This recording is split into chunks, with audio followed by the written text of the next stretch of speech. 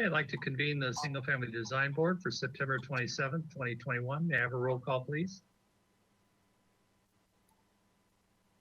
Thank you. I'll now begin roll call. Chair Miller. Here. Vice Chair Kalas. Here. Board Member Arakelian. Here. Board Member Klein. Here. Board Member Motisha. Here. And Board Member Ziegler. Here. Thank you. We have a quorum. All right, thank you.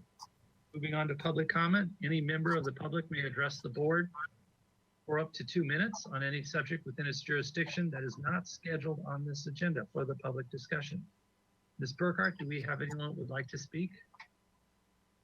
Thank you, Chair Miller. If you are attending by webinar and would like to comment on an item not on today's agenda, please follow the instructions on screen and raise your hand by clicking the hand icon on your GoToWebinar control panel. While we wait for hands, Ms. Fennessy, did we receive any written correspondence for items not on today's agenda? Thank you. We did not receive any general public comments. All right, thank you. There are no hands raised, so I'll hand it back to you, Chair Miller. All right, thank you. Let's moving on to item B, approval of the minutes of the Single Family Design Board meeting for September 13th, 2021. May I have a motion of approval, please? Chair Miller, I'm sorry, I tried to raise my hand. I tried to alert. Go ahead. I just wanted to make a general public comment for those watching at the board. Sure. Recently, Governor Newsom appeared to have signed 2 bills. I believe it's Senate Bill 9 and 10. And my understanding is that there's pre-planning efforts going on at the city related to those 2 bills.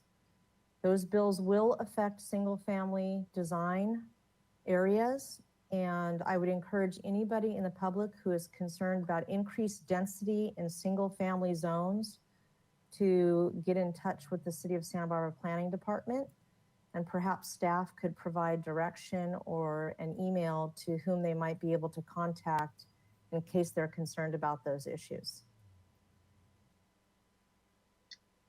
Thank you very much. That's that's very important to know, and I appreciate you bringing that up. Board Member Burkhart, Ms. Burkhart, do you have any recommendations where people can go to communicate with the city staff? I don't have any information at this point. I would certainly share that with the board as soon as I do. If Ms. Sweta has further information, I'm sure she would pop on, but we'll keep you posted on any announcements around those Senate bills. All right, very good, thank you.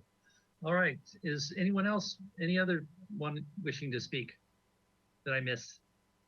Okay, all right, then I'll move on to item B, approval of the minutes of the Single Family Design Board for September 13th, 2021. Again, do I have a motion for approval, please? I'll move. May I have a second? I'll second. Thank you. Let's go through the items, please.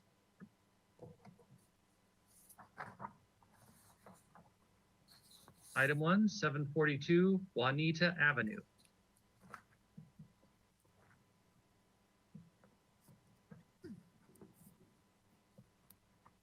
Item 2, 1625 Shoreline Drive.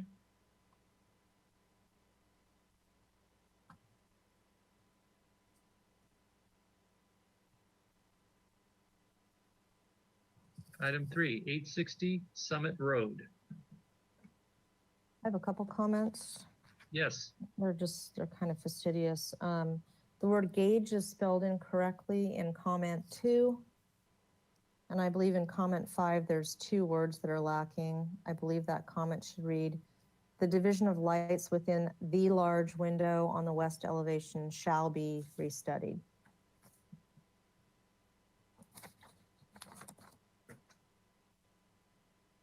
All right, thank you.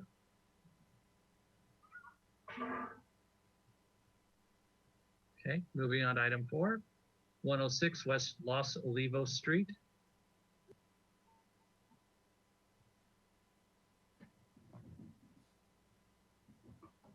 That being the last item on the agenda, hearing no other comments or changes, may I have a roll call, please? Thank you. I'll now start the roll call vote. Vice Chair Kalas, Yes? Board Member Ara Killian, Yes. Board Member Klein, Yes. Board Member Motisha, Yes. Board Member Ziegler, Yes. and Chair Miller. Yes, Thank you. Motion passes. thank you. Okay, moving on to item C, approval of the consent calendar for September 20th. May I have a motion for approval, please?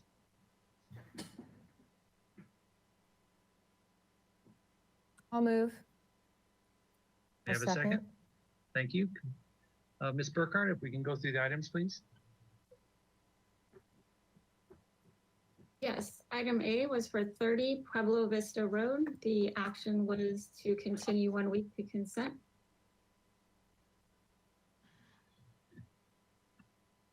And the reviewers were Miller and Klein. All right, thank you. May I have a roll call, please? Thank you. Vice Chair Kalas, Yes? Board Member Ara Killian, Yes. Board Member Klein, Yes. Board Member Motisha, Yes. Board Member Ziegler, Yes. and Chair Miller. Yes, Thank you. Motion passes. thank you very much.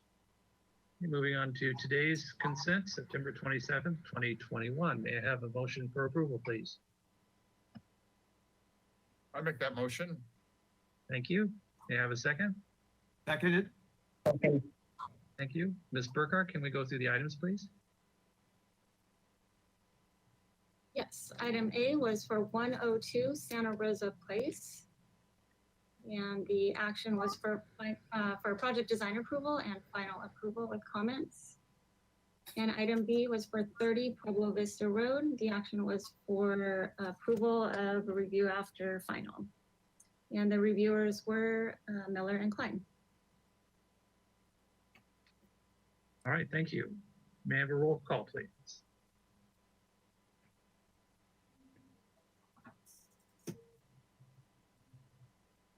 Thank you. I'll now start the roll call vote. Vice Chair Kalas, Yes? Board Member Ara Killian, Yes. Board Member Klein, Yes. Board Member Motisha, Yes. Board Member Ziegler, Yes. and Chair Miller. Yes. Thank you. Motion passes. All right, thank you. Okay, let's move on to item D, announcements, requests by applicants for continuances and withdrawals, future agenda items or appeals. I guess my next question, does anyone need to recuse themselves for any particular project today? I have a comment. I have not been able, I don't know why my computer's just not printing up and I tried on Friday to print the agenda out and I don't have a copy of the agenda, so I'm kind of in the dark. I apologize. And I keep trying to print a copy of our today's agenda that we are going to follow, and I do not have a copy of it. Okay, well, thank you, Board Member Motisha, but that doesn't give you an excuse to escape. I will be here and put my best foot forward. Ms. Burkhardt, if you could send me if you are in charge of sending that email to me, if you could easily send it to me, maybe it's just the email that you sent before that I'm not able to print up. If you could do that while we are in session, it would be great, and I could have a copy of today's agenda. I don't know Okay. why. I'll work on that when I have a second, definitely. Thank you. Carry on. Thank you. All right, thank you. Okay, moving on to item E, subcommittee reports. I don't believe we have any at this time. Is that correct? That's correct, Chair Miller. I have no announcements and there are no subcommittee reports today. All right, thank you. Okay, then we're on time. Let's move on to item 1, 2626 Borton Road. This is a new item, a pre-application review, request for one-time pre-application consultation for remodeling and additions to an existing 3,067 square foot two-story single residential unit consisting of construction of an approximately 1,713 square foot, partially three-story addition and attached climbing tower, and the construction of two new detached two-car garages, combined 884 square feet. The total proposed floor area of 4,831 square feet is 95% of the maximum allowable guideline floor area and includes a 50% reduction in basement floor area. The existing 315 square foot detached garage, 417 square foot carport, and two sheds totaling 305 square feet would be demolished. The project requires Planning Commission review and approval of the coastal development permit and a floor area modification to allow the two proposed detached garages to exceed the maximum of 750 square feet allowed for covered parking. This is a one-time pre-application consultation. No final appealable decision will be made at this hearing. Hello, Mr. McLeod, if you'd like to show us your project. Chair, members of the board, thank you for taking the time this afternoon. Alan McLeod with A34 Studio. So if we can go to the second page, we can get in. So the project is located at 2626 Borton. It's to the west end of a dead-end street on the Mesa. The site is actually accessed down a long driveway off Borton Road. It's on a slope facing north, and it edges up against the Douglas Preserve at the lower portion of the property. If we zoom into the next slide. So we did a quick analysis, visual analysis on the property. The property cannot be seen from Borton Drive, so we wanted to make sure that none of the other public view sheds were impacted by anything we're doing. So we did a quick study on those visual elements that we thought would be best looking at the site. So and we basically ascertained that we cannot see any of what we're proposing from Borton Drive or any of the other locations at this stage. Next slide. So the existing site plan, as you can see, the 1.2 acre property is accessed down a long driveway. And we've done a series of photographs, which we can zoom in on, one looking up the driveway from the proposed site. The next shot B is looking towards the existing residence and garage. We scroll up. C is looking at the existing garage and parking trellis area. The shot D is looking across the existing swimming pool at the proposed property. Shot D is looking from below, looking back up at the house because we're on a fairly steep site. And F is looking at how the house and the existing trees kind of live together at this stage. So we go to the next, go to the site plan, please. So the one of the major factors in the layout of the home was to obviously keep as much of the existing home as possible, but a big driver of it is the two big black dots that you can see are really large specimen oaks. And we've worked pretty closely with the arborist to make sure that we're not impacting those. There was a strong desire to keep those oaks. They're in really good shape. So anything that we were proposing was working around the footprint and the drip line of those existing oaks. So some of the limitations of the existing house, the house doesn't open to the south and to the pool. The house is owned and occupied by a young family with 4 very young children. And the desire for the design aesthetic was, if we're going to add to the living spaces, make sure that that can be open and visual to the pool as the children get older. So we can go to the next slide. The existing basement area is actually very low. So I think it's got about a 7-foot ceiling in it. And actually you can't, the beams drop down. There's a couple of beams that run through that you knock your head on. So that was one design factor that we had to work around. The second was, and you can see it by the floor plan on the existing the main living level, is the bedroom layout's kind of a little bit odd. So part of the design was to kind of reconcile what was going on in the existing and get additional bedrooms for the children to be able to work properly. Next slide, please. Existing elevations, we can see the existing elevation to the south, single story, a very old Mesa home. You can see on the existing east elevation, which we'll look at shortly, you can see that compressed lower level that they've just assisted in the a ground, a basement area into. Next slide, please.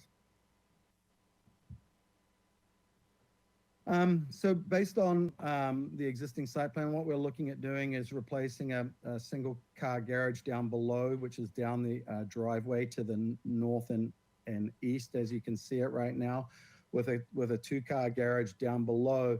The second garage is to replace almost as is. It's actually to pull it outside of its existing non-conforming in a setback. We want to keep the majority of the living area of the house and the swimming pool, and kind of just add to it the main portion of it being the family living upstairs, a master bedroom, and a play area down below. So next slide, please. So as you can see, that we've reconfigured the bedrooms, added a gym, and as part of the gym, the family's a big climbing family, so they wanted to include a climbing element within the home as an architectural feature, which we've kind of integrated into the overall design. And really the major portion of the addition is looking at a new kitchen, dining, and living space. One, opening out into the oaks, but two, having that transparency of a deck overlooking the swimming pool area, so that the mum can kind of monitor the kids as they're growing as a family area. If we can go to the next slide. So the basement, we're keeping the area from the stair to the east. We're keeping the existing ceiling line and just reconfiguring the den. And then as part of the new structure, we're lifting that area to bring the family room, game room up to a level that's, I think it's got an 8-foot ceiling in it. And then the area to the bottom of the stair is actually for schooling the children. So they've got an area that opens to the south that gets good light, but is kind of focused around kids being able to do homework and being schooled from home. And obviously a mechanical room down in that basement area. If we go to the next slide. So at the upper level is a master bedroom. And again, based on the transparency of the home to the north and south, one, we wanted to have an area to overlook the swimming pool from the master bedroom, and two, to be able to look out to the oak and wooded area to the north. So we've accommodated a deck space off each side of the master bedroom to be able to do that. Next slide, please. Zoom into the south elevation, please. So you can see the existing home to the left. We're going to re-roof that portion and then integrate in the gym and the climbing tower element, and then the main addition is really integrating in that master bedroom and that living suite so that it can have that transparency out to the swimming pool. If we go to the next. From the north, sorry, you can see the 3-story element where we're creating the master bedroom, the main living space having that transparency into the trees, and then the playroom below as it sits in relationship to the existing portion of the house, which we've opened up slightly for a new den space down there. Next slide.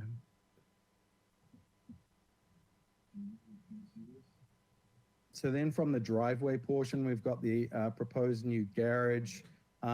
What we've done is that the home was derived around keeping it under obviously the 30-foot height limit. As that runs downhill, obviously programmatically we were moving into a 3-story portion. So we've played with the roof form from the south portion, very residential form with a single gable end to it, which we've picked up on that theme for the public side of the house. And then if we go to the next slide, the next elevation, as we slope downhill, we've carried that slope and integrated into the design of the roof form so that we can work that pitch in and have that elevation look relatively simple and clean. So there we have it.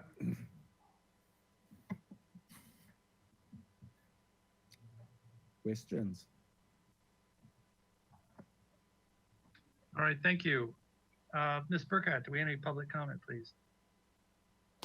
Thank you, Chair Miller. If you are attending by webinar and would like to comment on this item, please raise your hand by clicking the hand icon on your GoToWebinar control panel.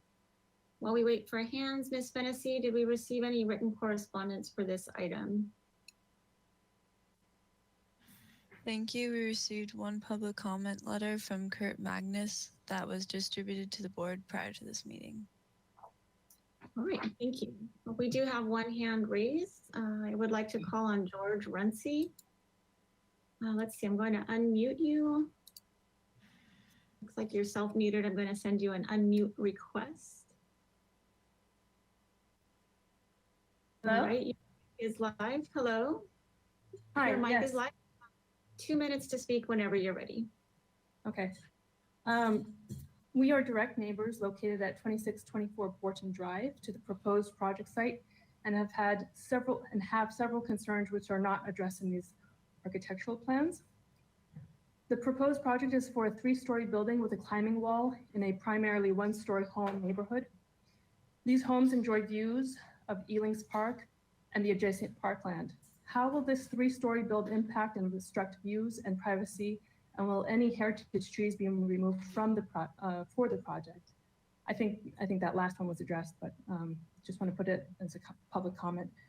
Additionally, we are concerned that the aesthetics of the proposed project do not fit with the neighborhood, objecting in particular to the outdoor concrete climbing wall, which is stylistically incongruent with the neighborhood and will be viewable from our property.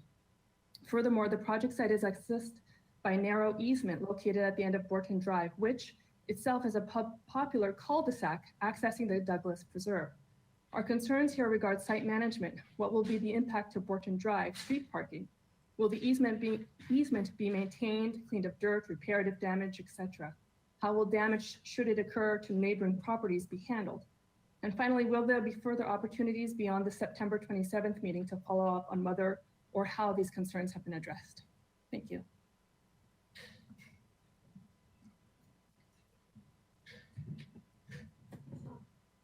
All right, thank you. There are no further hands raised, so I'll hand it back to you, Chair Miller, for questions. All right, And let's go down. I'm sorry, before you start, I wanted to let you know this pre-application does have a case planner. It's Tony Bauman, and he is here should you have questions for him. Okay, thank you. I'm just going to go down for questions. Board Member Kalas, do you have any questions, please? Vice Chair. Yes, I do have some questions. The first question is, I'm confirming that the 2 large oaks are remaining, which I think you addressed, Mr. McLeod, but if we could just have you respond to that, have it on record. Absolutely, those 2 are remaining. Okay. It appears to me that the larger volume that you're introducing or that you're working over the top of, I'll say, to create the 3-story mass, that generally, I did go out to the site today and I took a look at what I could, because it's not a very accessible parcel, but it appears as though that sits generally between the 2 oaks. Is that correct? Yes, it is. Okay, the reason I'm asking that question is there's some pretty significant limbs on the oak that's on the, I'll say it, the west side of the property. And I just want to be sure that there's no anticipated requirement to trim those significant limbs. We've worked with Bill Spiewak on the arborist report, and at this stage in the design, there's no thoughts of removing any of the limbs. Okay. The next question I have relates to the exterior elevations and the materials. So the elevation that we're looking at right now are the north and south elevations, but when you look at this, or when we look at the east-west elevations, can you provide me with a sense of what the materials are? Because the way the roof line is reading relative to the exterior wall of the 3-story element, it almost appears as though it's all the same material, unless I'm not reading that right. At this stage, that's exactly how we would begin. It would wrap down the wall face as well. Okay, so that is the intention, is that all reads. And then once you get to generally grade level or the subterranean condition, then you're transitioning to, it looks like, more of a concrete finish or something like that. Yes. Is that correct? That's correct. Okay. Could we look at the site plan quickly, please?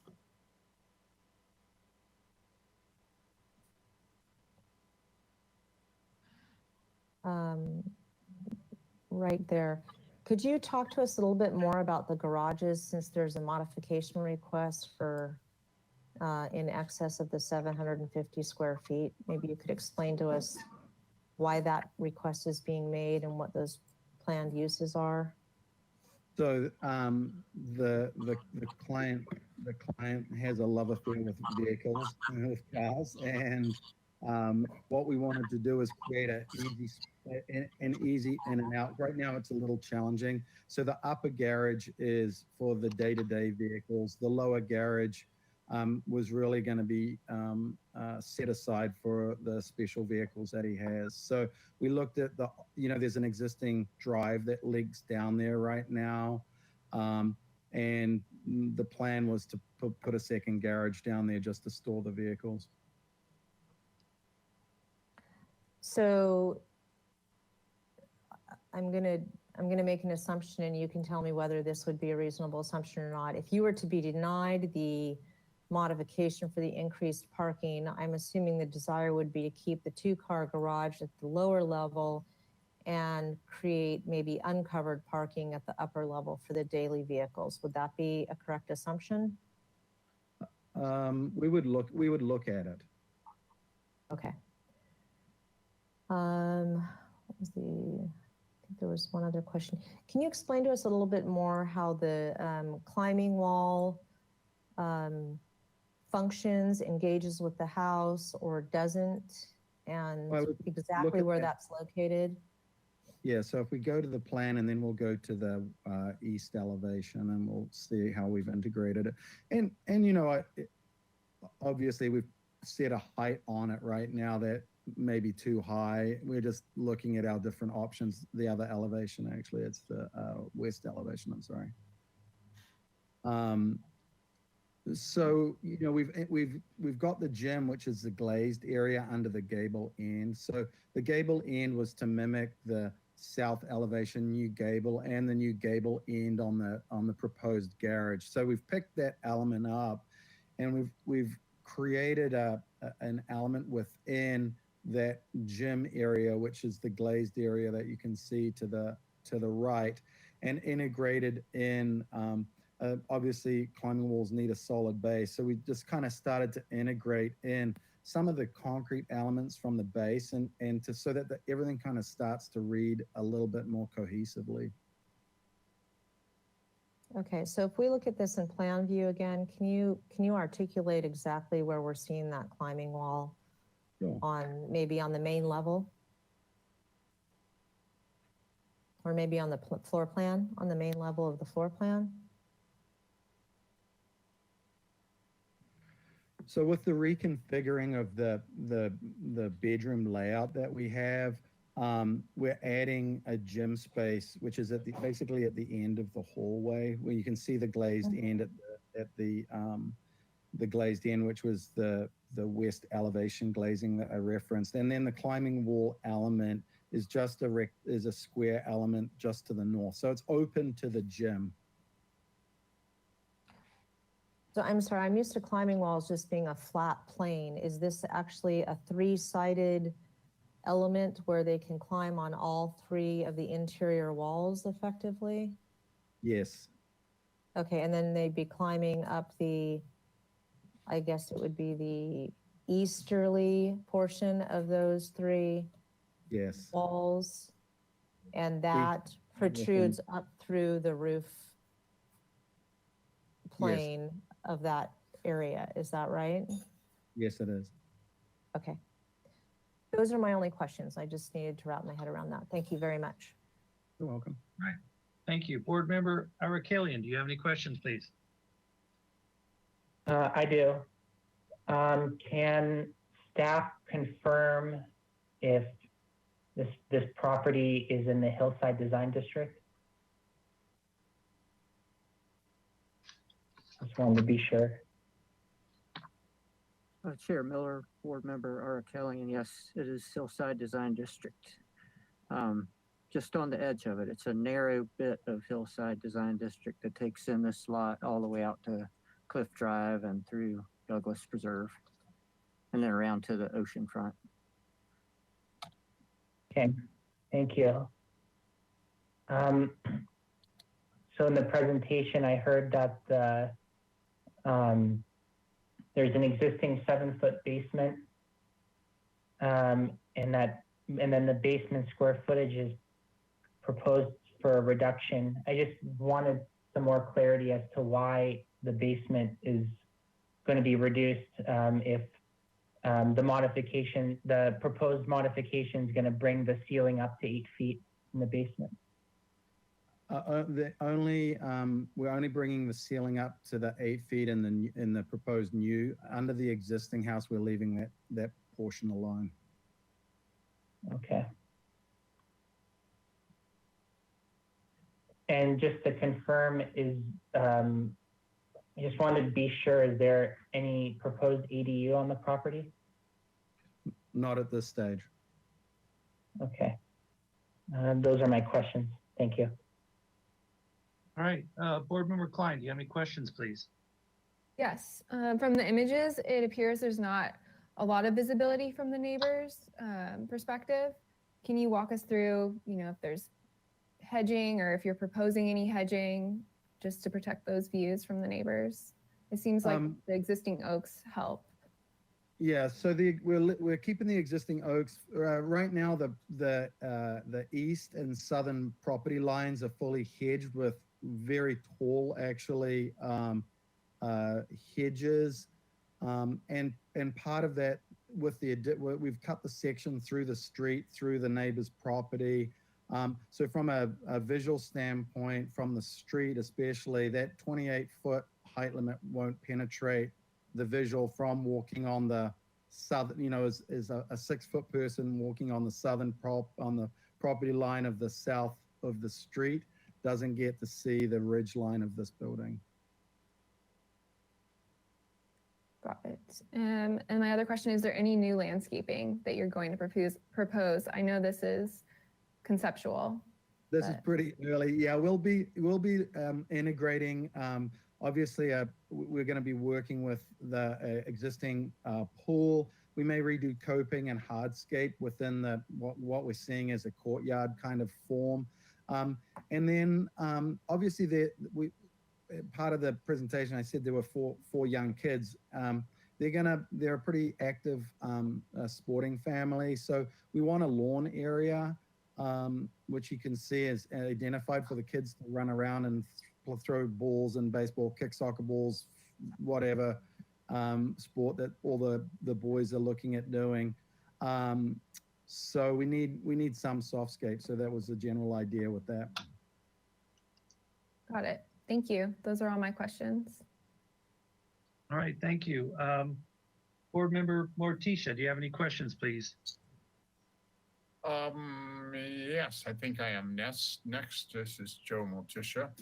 The two garages, are they on there? We're looking at the site plan now, and we see two cars parked on the lower of this site plan towards the south end of the property. Those are what is that? Is that a garage, and you're just replacing another garage?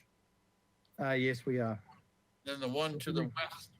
Go It's ahead. an existing one. It's an existing one-car garage that's existing non-conforming. So we're going to replace it with a two-car garage.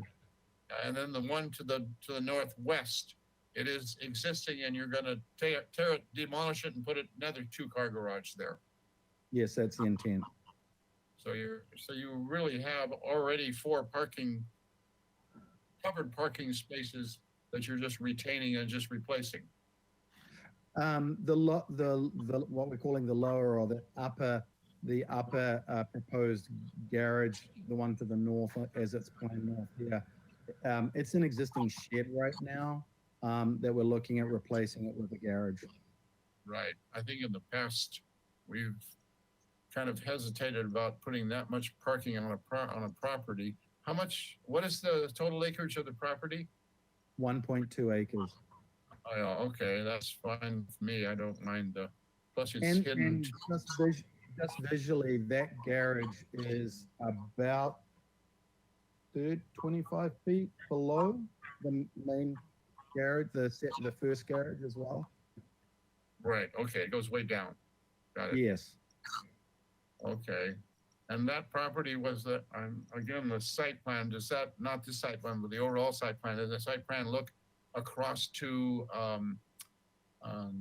Cliff Drive? Well, yes, except that you can't see Cliff Drive because it's all kind of heavily wooded. Very good, okay.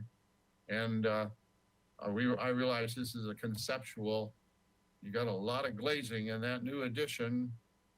You're gonna have a sky hook holding it up? I'm kidding. I'm sure when your plans come back, we will, structurally, it will be, it won't cause any questions on our mind, and it will be structurally sound. That's a comment, not a question. Thank you. That's all the questions we have. Thank you. All right, thank you. Board Member Ziegler, do you have any questions, please? Yeah, I guess so, and I don't know if it's a question or a statement, but I realize this is a very preliminary set of drawings. But that climbing part of the building looks awfully bulky to me. And I'm wondering if possibly you can create something that's more outdoors for the climbing that just doesn't add the bulk to the property. And perhaps when you do your design and features of the final building, you can cover that a little bit better. But I would think you'd want to make that an outdoor complex rather than indoor, the way it looks now. And I don't know if it's a statement or a question, but I'm asking if you can do that. We can certainly study options for it. Okay, thank you. All right, thank you. Yeah, I have several questions. Can we go back to the elevations, please?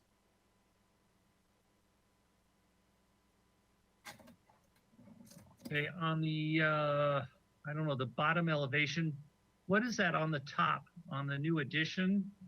On the, yeah, that, well, all the lines are, I wish it would, I'm pointing, but you can't even see what I'm pointing to. If you're looking on the left side, that triangle with all those lines, what is that? So if you go to the east elevation for me, I can explain. Okay. So so at the south elevation, we're going to have the gable end. At the northern elevation, we're going to have a flat roof. So we're going to actually transition the roof from a pitched roof through to a flat roof as it follows the slope. Okay. And now that I've got you on that elevation, that's a window in the square down below there.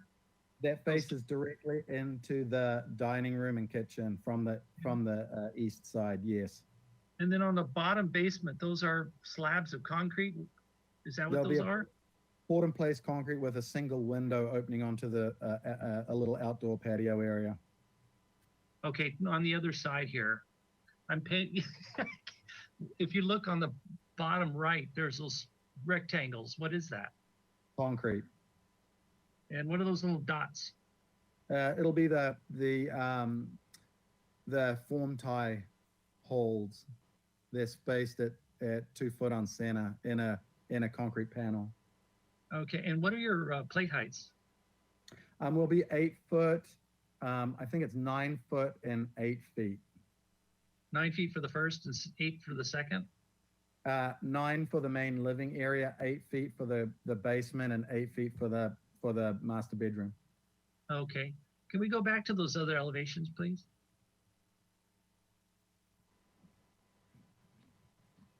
So on the existing home, and I take it on the new part,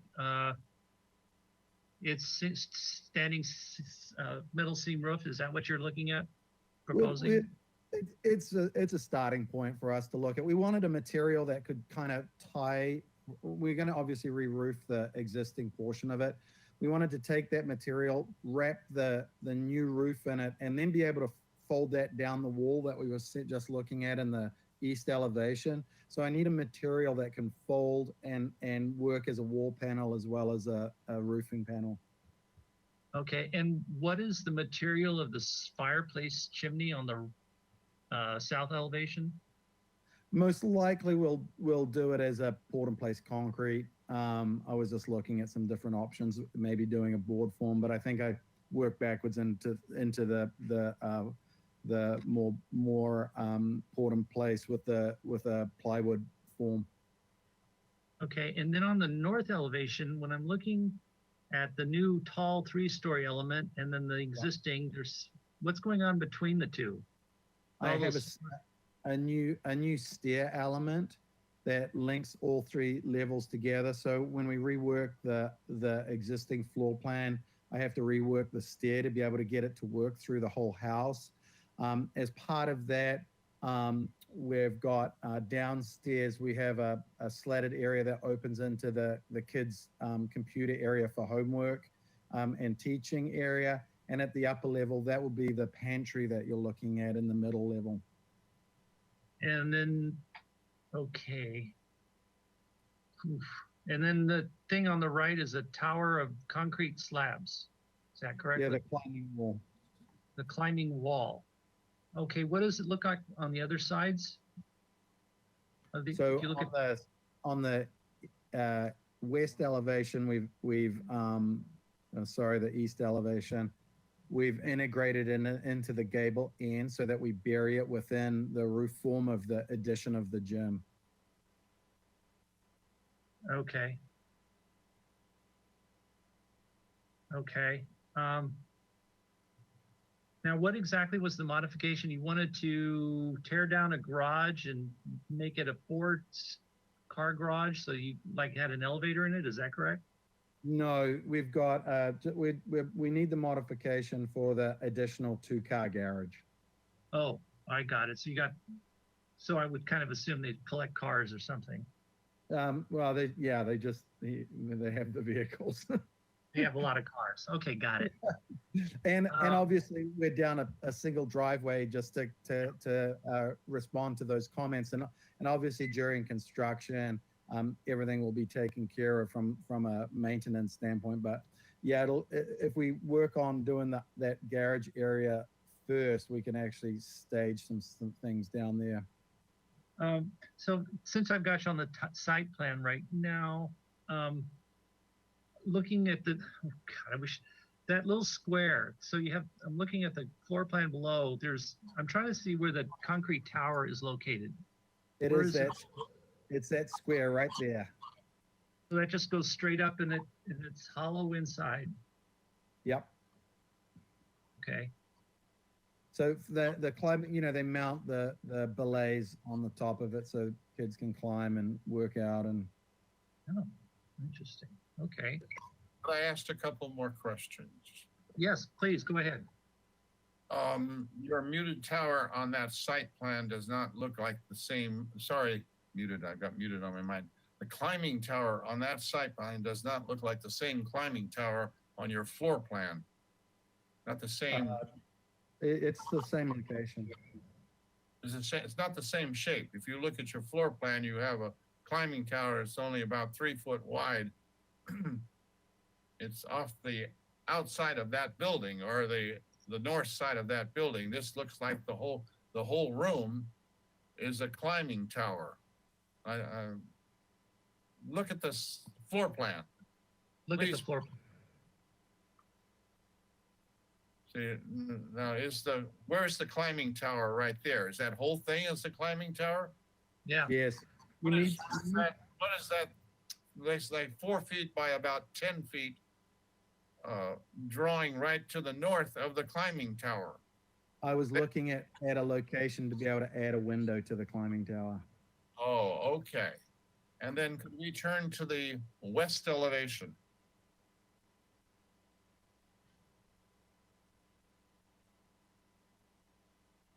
Okay, I'm looking at the west elevation. You have a building, there is a building on the floor plan and on the site plan that's just to the northeast of that climbing tower and it should have, on the floor plan, it looks like I forgot what it's called, a conventional roof. And here you don't have any roof.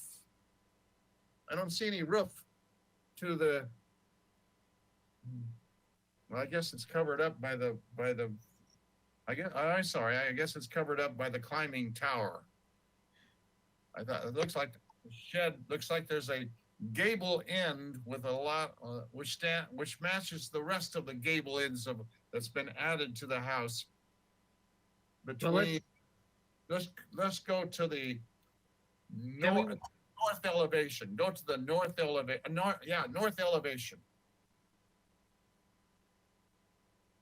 Right there. Looks like a shed roof, not a shed. Yeah,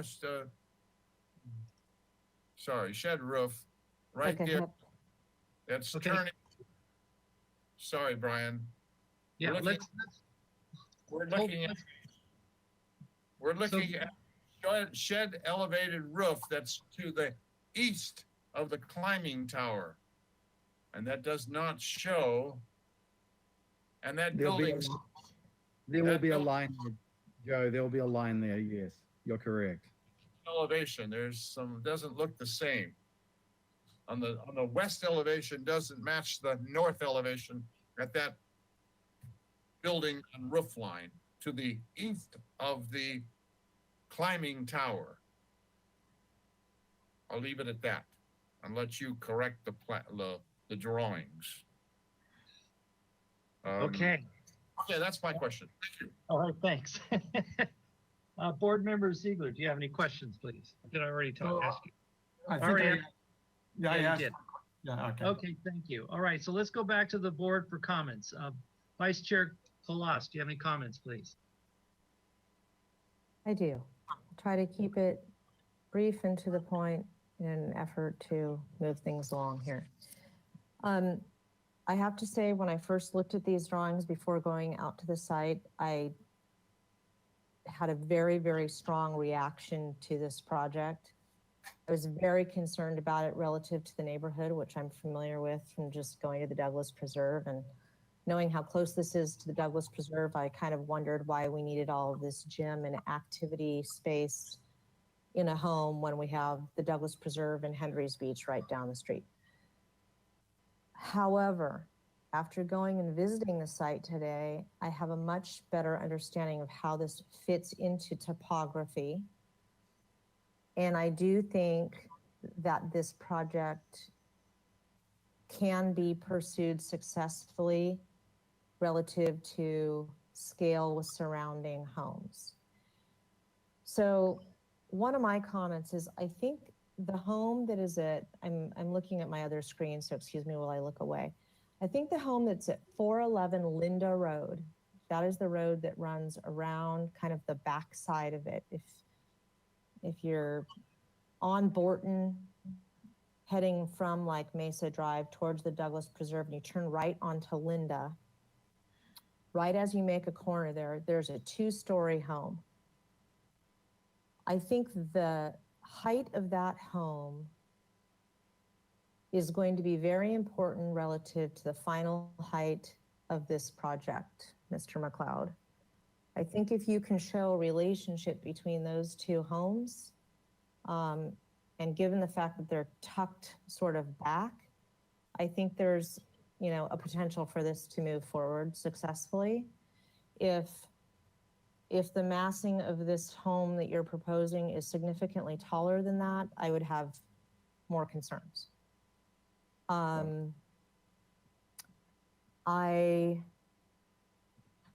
If we can go back to the elevations, please.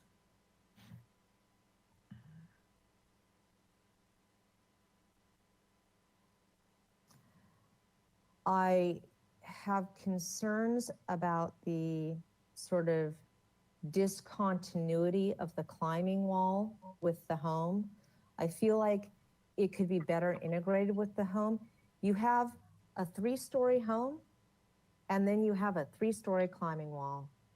And you are a very intelligent man, Mr. McLeod, and I bet you can figure out how to use one of those for the other purpose, and possibly removing that element and reducing square footage in order to arrive at a lower FAR also. I think there's an opportunity to integrate those in a meaningful way, maybe even with that stair connector that you were talking about.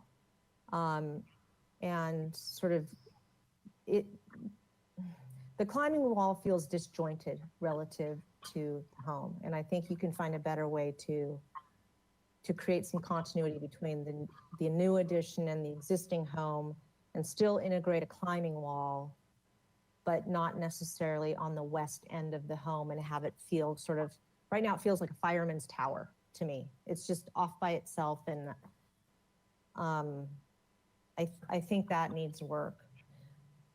So I'd like to see the FAR come down.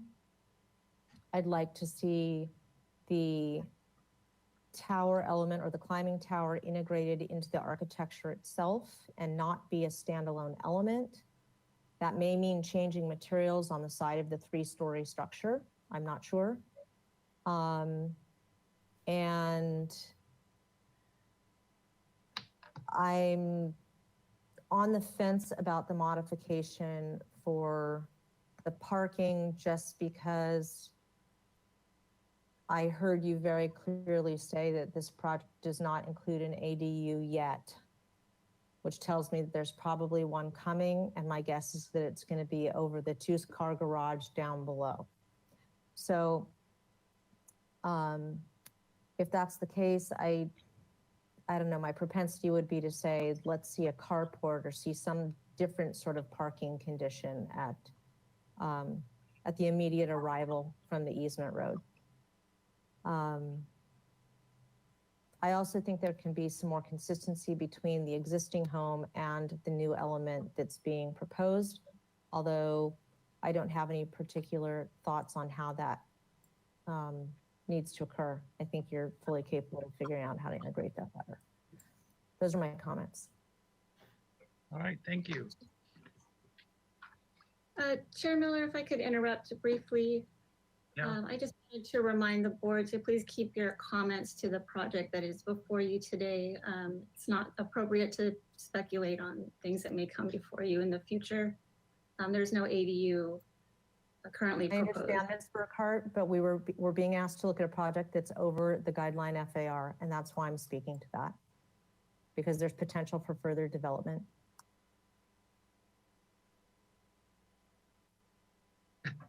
Okay. Uh-oh, Irma's on the line. Hi, Irma, what do you need to say? Good afternoon, Chair Miller and board members. Yes, Ms. Burkhart is correct. We typically caution the board not to speculate on future development. When future development is proposed, you will have the opportunity to review that at that point. But to speculate at this point, especially with a pre-application consultation, is not appropriate. Okay. Okay, then I'll revise my comment to say that I'm not in support of the 95% and I want the project brought on to 85% guideline. All right, very good. Thank you. And All if right, I move- may speak to that as Yes. well. Okay. So we understand that, or I hope that the board understands that a guideline is not a requirement. It is a guideline. And so there are opportunities where a project can come in at over 85% of the, maximum, right? FAR and still be appropriate for the property. It obviously depends on the way it's designed and how it fits into the overall site and visibility. So just keep that in mind. All right, thank you. Okay, Board Member Arakalian, do you have any comments, please? I do. I'm familiar with the neighborhood and I've reviewed the public comments. Yeah, it's a 3-story house in a predominantly 1-story area. But I do appreciate the architect presenting page 3 of the presentation, the visual views from the, Cliff Drive as well. I would, if the architect is planning to continue in this direction, I would like to see, renderings of what it would look like from Cliff Drive, the structure. So I would like that page to remain there and they're developed. I would like to see story poles. If it's not the right time to request those now, maybe at some point. I agree with Vice Chair Palacios' comment about integrating the existing and the proposed design, the style better. I'm not supportive of what looks like a 3-story climate structure in that location. I understand the architect mentioned in his presentation he's exploring heights and configurations at this time, so I would suggest to tone it down or, similar to Board Member Palacios' comments, make it more integrated with the structure or place it further down the hill, or I feel like there's a few different options there to make it less prominent. I would like to see a materials board with proposed colors. And I was concerned about, the basement reduction. So since the basement's being reduced, now there's a 3rd story that's coming into play. So I was initially envisioning for, maybe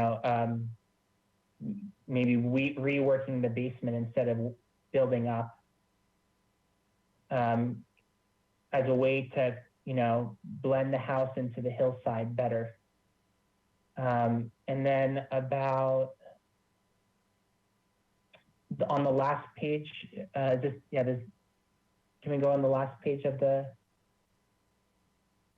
so I'm on the proposed east elevation. So yes, so to me, it looks like one big mass from this view. And if there's any way to massage that elevation, and if any way to break that up, it just looks like one big section in this.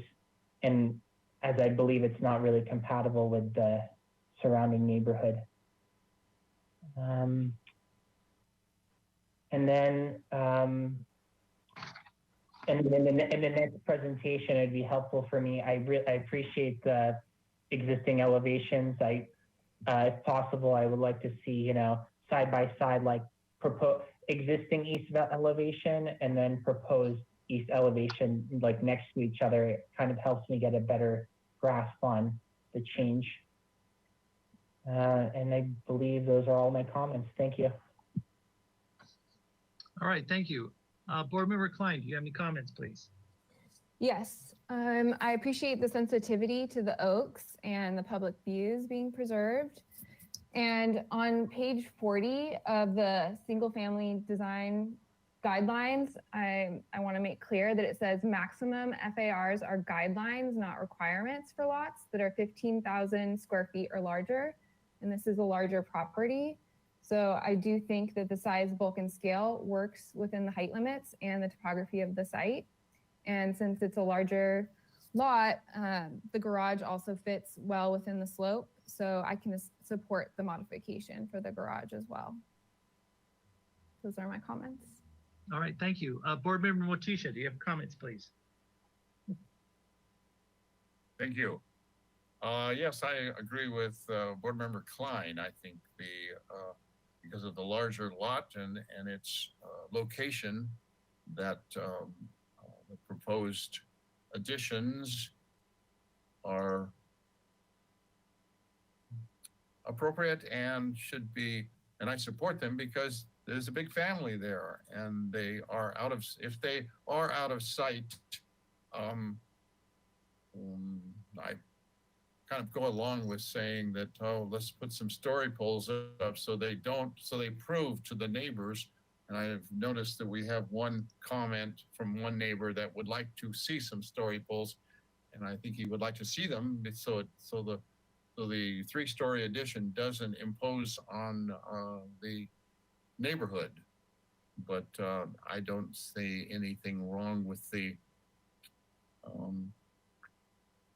95% FAR. I think we will see this back again, and there are going to be some advanced, better drawings to show what the elevations are going to look like instead of just boxy like they are right now. And I would like to see those before I make any more suggestions and my appropriate changes. Thank you. All right, thank you. Board Member Ziegler, do you have any comments, please?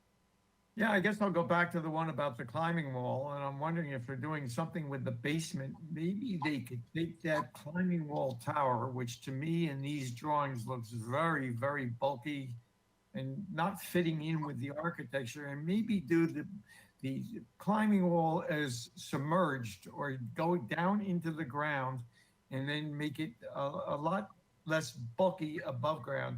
I said earlier that maybe they should do it as an outdoor facility, and that might reduce some of the bulk. And those are my 2 suggestions that might make some sense. Thank you. All right, thank you. Okay, my comments. Can we go back to the other elevations, please? So I'm having kind of a hard time understanding the elevations, how you were drawing them, and I know they're preliminary, but from my first comments and overview of looking at this, what you're proposing and what's existing they're not in sync. They're like they're almost like a conflict of 2 different styles. You're introducing a very edgy, modern, kind of an industrial-based style with a domestic house that's kind of nondescript, 50s, 60s, tracky type home. And it's like there's an attempt to try to get the 2 to mix, and they're not mixing. I feel that roof element on the left there is weird, where it starts out as a gabled roof or hip roof and then flattens out. I don't quite know. I think it's like an experimental approach, and I get a little uncomfortable when designers and architects start using experimental approaches on architecture of domestic homes, because a few years later they start really looking strange. So I really feel there needs to be a much more conservative approach to how you are adding to the house. I would like to see a little more sympathy and respect and understanding of the existing architecture, to play off of it and enhance it, as opposed to trying to impose a different style on it completely. That climbing tower looks really, it just doesn't work. It's just strange. In this particular context, it's just not appropriate. I really feel there's a lot of disconnection with everything about this design that really needs to be revisited. So the way it is drawn now, I can't support it because it just seems too convoluted and strange, to be honest with you. It's regarding the FARs. Yeah, I tend to agree that the FARs is a recommended suggestion. And yeah, it's a big property. So the FAR is not a big concern to mine, but as far as the style of this house goes, it's not doing it for me. It's just a little weird. So I really want to see something. For me, I'd be far more supportive if the style of the home was a little more consistent and flows. This does not flow. It's just, you know, you're imposing a style in there because it's probably something that's the latest trend in architecture, and that's how it's going to look. It's going to look like something maybe 6 or 7 years down the road. It's going to look like, oh yeah, that was what they did back then. I would like to recommend to the architect to think of it in a timeless approach as opposed to a trendy approach. So that's kind of my comments at this time. Like I said, this is just way too disconnected for me to support it at this time. So those are my only comments. So if they're here for only design suggestions, so I don't know if a motion is required. Is that correct, Ms. Burkhart? That's correct, Chair Miller. We'll take each of the board members' comments and include them in the minutes. There's no formal motion that needs to be made today. All right, thank you. Thanks, guys. All right, you're welcome.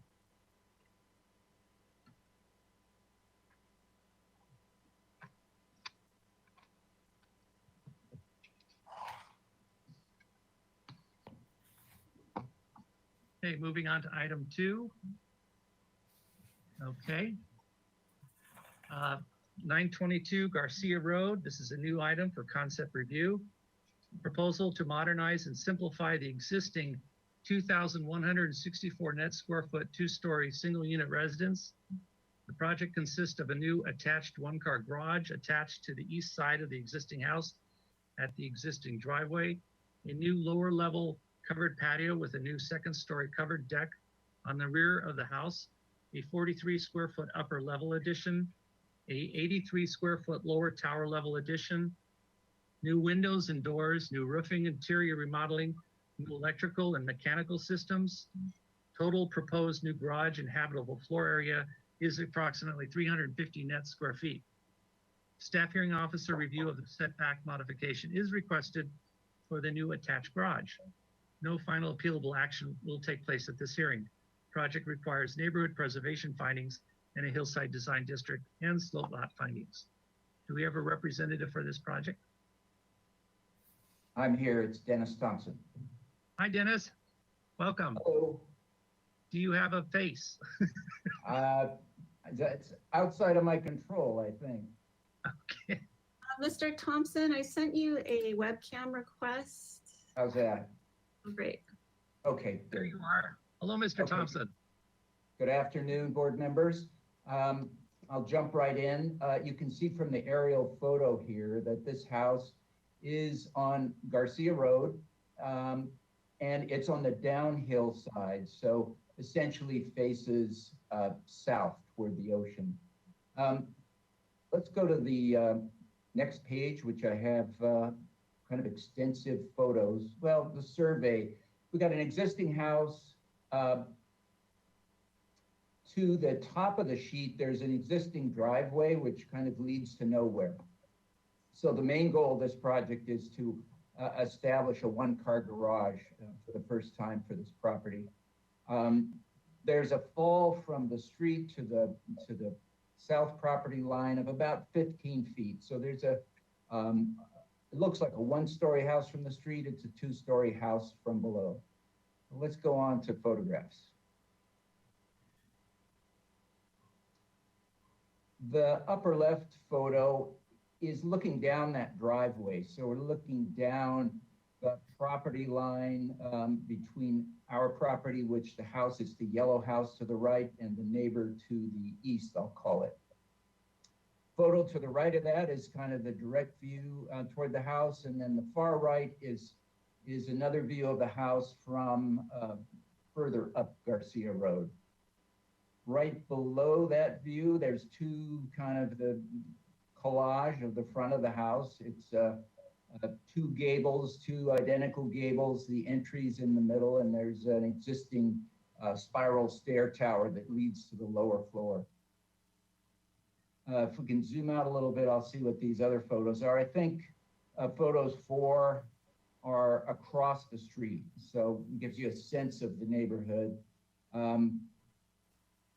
Yeah, two-story house across the street, and then moving down to the photo number 7, there is the driveway and the proposed location of the one-story garage. Guess we'll zoom back out now.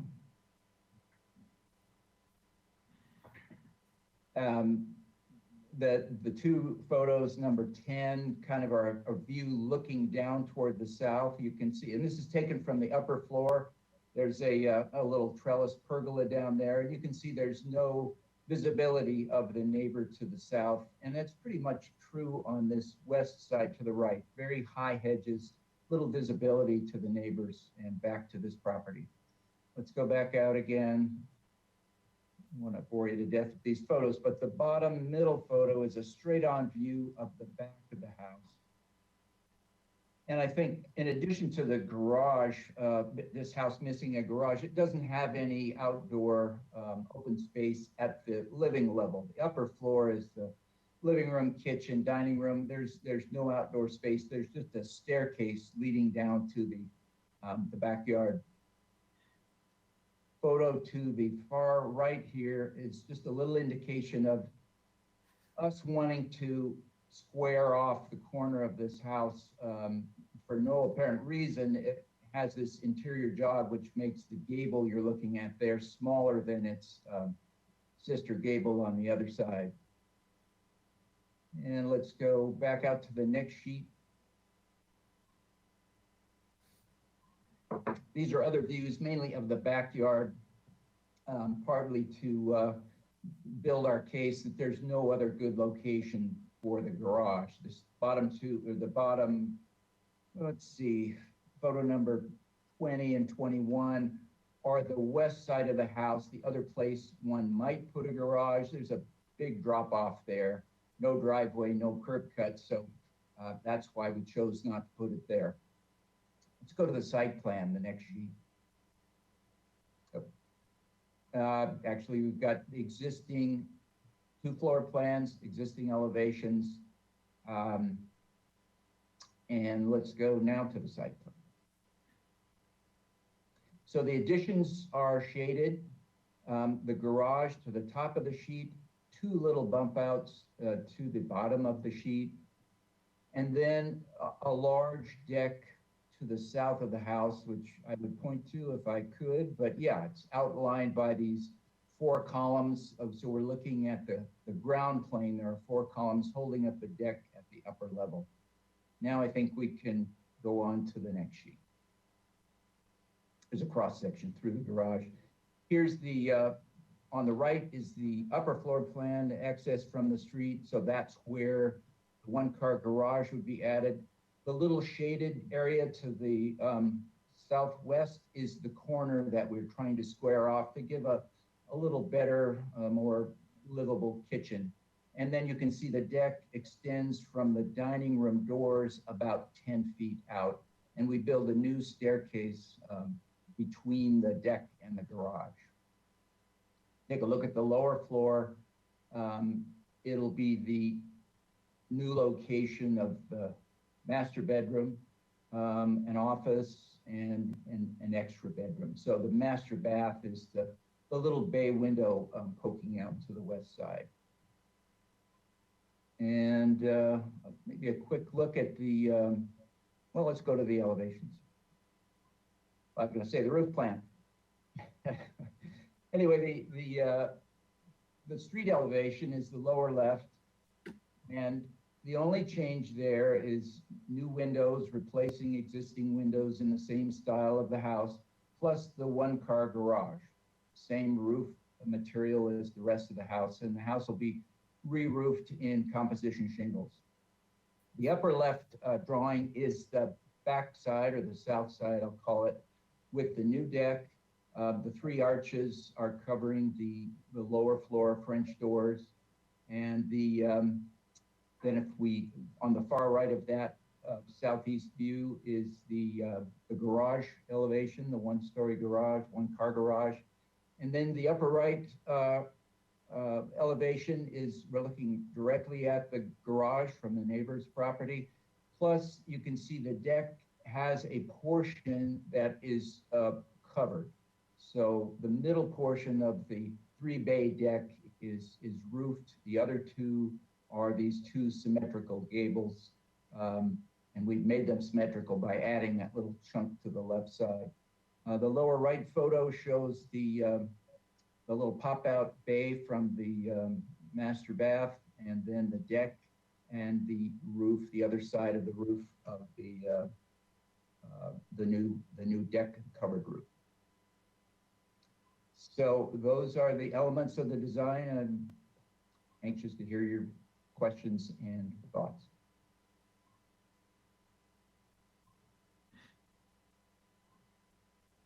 All right, thank you very much. Ms. Burkhart, did we get any public comment? Thank you, Chair Miller. If you are attending by webinar and would like to comment on this item, please raise your hand by clicking the hand icon on your GoToWebinar control panel. While we wait for hands, Ms. Fennessy, did we receive any written correspondence for this item? Thank you. We received 1 public comment letter from Albert and Shannon DePava, and that was distributed to the board prior to this meeting. Right, thank you. There are no hands raised, so I'll hand it back to you, Chair Miller, for questions. All right, I'll just go down the list. Vice Chair Kalas, do you have any questions, please? I don't really have any questions. I have comments, but I don't really have any questions. So I'll just pass the baton to the next person on the board. Okay, cool. Board Member Eric Killian, do you have any questions, please? I do, just one. I'm on sheet A3, this page here, the southwest elevation. So I'm reviewing the proposed patio addition is between this property and 918 Garcia. Is there any screening, or I've been by the property, but I'm not exactly sure if they have a patio or how those views between each other are. Ohan, I believe there's a large hedge there, and if the owners are with us, I'm sure they could comment. Hi, can you hear us? Yes. Great. So this is Laura Buckman, and I'm here with Julian Nordstrand. Good afternoon. Hello. Oh, you're gonna, let's see. Oh, here we are. Try squeezing. Oh, there we, oh, wait. Okay. Oh, wait, look there, nothing. Yeah. There's some trees in between the neighbor's house and ours, and that blocks that portion. Okay, thank you. Those are my questions. All right, thank you. Board Member Klein, do you have any questions, please? Just one. I wanted to confirm that no existing trees are going to be removed. Correct. Yeah. That's all. Okay, thank you. Board Member Motisha, do you have any questions, please? Where'd he go?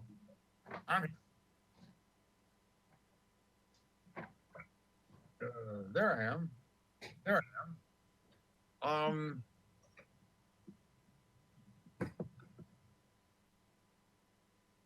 What's the roof composition? You know, we're going to replace the whole roof with new composition tiles. Shingles, Shingles, Yeah. okay. composition shingles. No, I don't have any questions. I think it's straightforward and it's just an addition with new decking and covered and new garage. What is the setback now to the north, from the house to the north of the next property line? On the garage side, Yes. yeah, that's why we're needing a modification. We go back to the site plan and show that. Yeah, right there. Oh, so it's.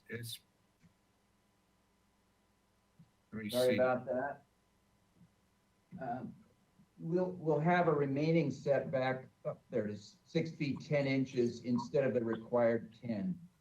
There is a And- required feet on the side area there. What's Okay. that? Yeah, The required setback on the side lot there is 10 feet instead of the standard 6 feet. that's right. You know, I think a lot of these properties were upzoned when they were built at 6 feet, many of them, and then the zoning changed to 10. The good thing is that immediately over the property line is the neighbor's driveway and garage.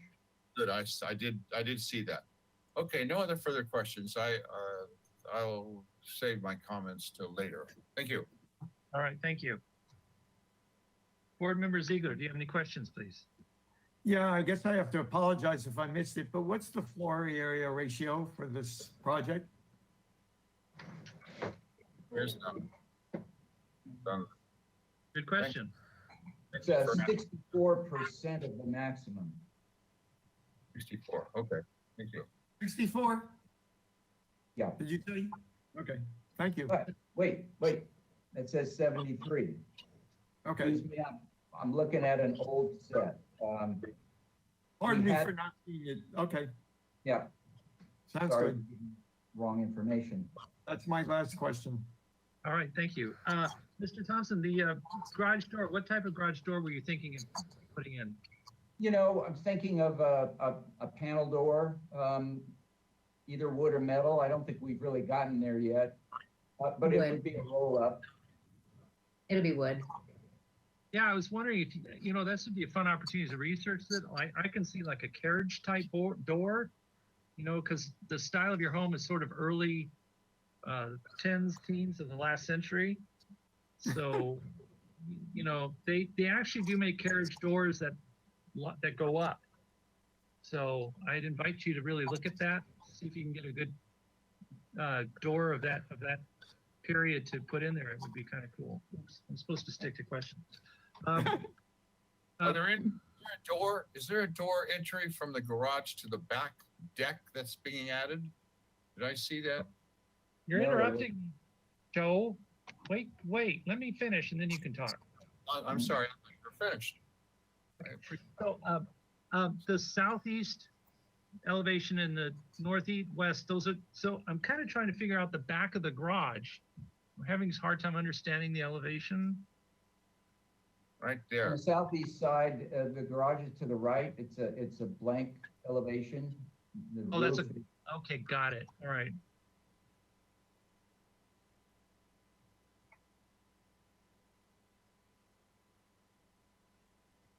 All right. Could I have a couple more questions? Brian? Well, hold on to your question. I've got a couple more and then just wait a second. So I'm just trying to understand the southeast and the northeast, the roof lines don't match. I'm like totally lost on apologize. Yes, they do. Roof lines match. We could go back to the roof plan, the sheet Yeah, why before. don't we go back to the roof plan? Maybe that'll help me. There you Just get so I it. can put this in my head. Okay. Ooh, it's a complicated roof. Okay. So the garage is that area on the right there. Correct. Okay. All right. Go ahead, Joe. What are your questions? I just had the question on the access to the single car garage, other than the garage door. If you don't want a garage door there, or a single door right there to the back that goes onto that deck that you're at, that small little deck in the stairway that goes down, that's your business. That's okay. I just had that question. You don't have to have a door there if you don't want one. Go ahead. No more questions. Okay, thank you. Vice Chair Kolas, do you have any comments, please?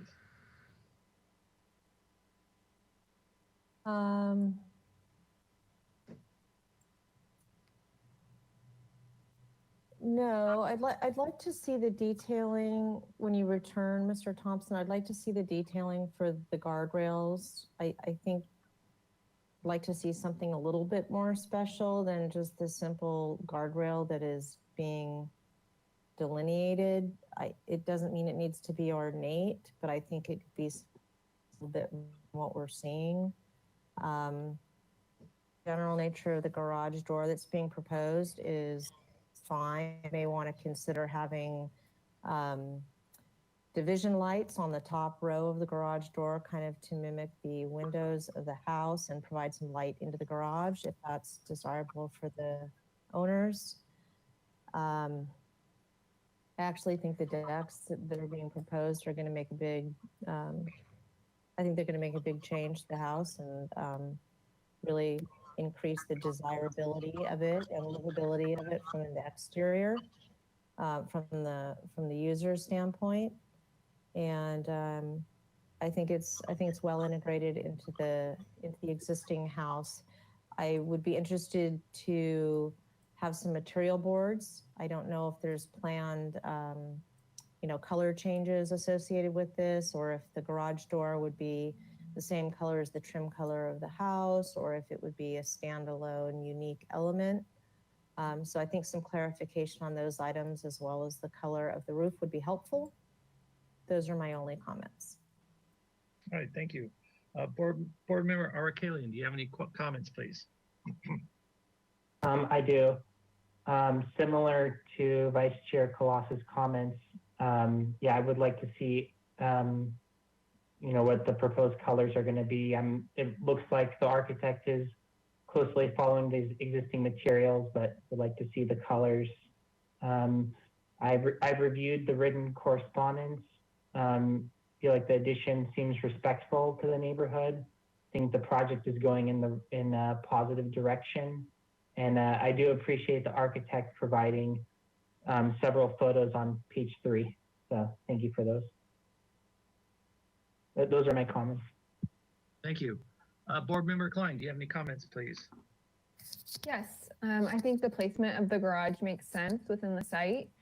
There's significant screening at the property line, and it's also set down in a slope. So I support the modification. I also appreciate the improvement of the driveway permeability with the new permeable pavers proposed. And I think the changes fit within the neighborhood and the Hillside Design District. Those are my comments. All right, thank you. Board Member Motisha, do you have any comments, please?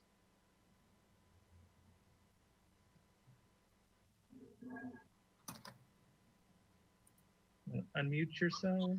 Yep, you keep muting me and I can't unmute me. Could we look at the site plan again, please?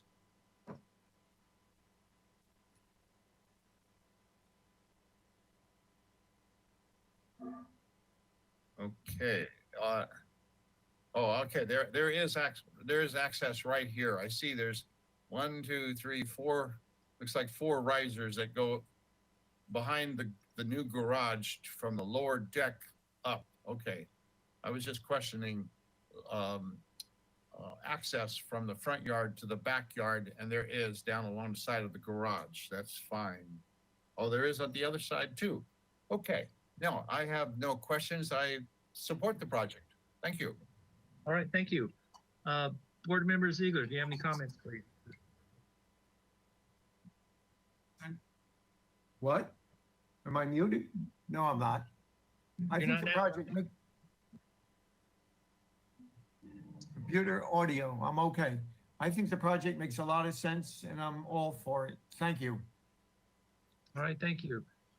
Just as a follow-up for my comments, yeah, I think the architect was very sympathetic with the existing home and trying to add to it to make it far more livable with a car garage. So yeah, I can support the project. So those are my only comments. Would someone like to entertain a motion? They're here for concept review only, so they're only here for comments. I think this would be a great motion for Mr. Arakelian to make. And Chair Miller, if I could interrupt, we have a new slide to help craft a motion when we're talking about providing comments to the staff hearing officer in regards to the proposed modifications. So we'll have those up on the screen for you as well. All right, thank you. Mr. Arakelian, would you like to give it a shot? Sure. I'll do my best.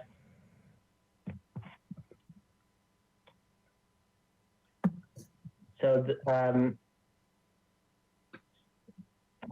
I would ask for, I'm trying to find the verbiage here. Sorry, I don't have it in front of me. Maybe next time. Board Member Arakelian, if you can look on the screen, we do have sort of an example for how to phrase your motion in a situation where you're providing comments to the staff hearing officer ahead of this project's trip to that decision-making body. So hopefully that's helpful to you or anyone else who wants to make a motion. Okay. Ms. Burkhart, where are you referring to? The verbiage or? The bottom part, just the bottom part that's italicized. Oh, okay. So Ohan, really, we're just providing our comments, and Barbara, please let me, Ms. Burkhart, please set me straight if I'm wrong here. I'm just going to try to help Ohan a little bit.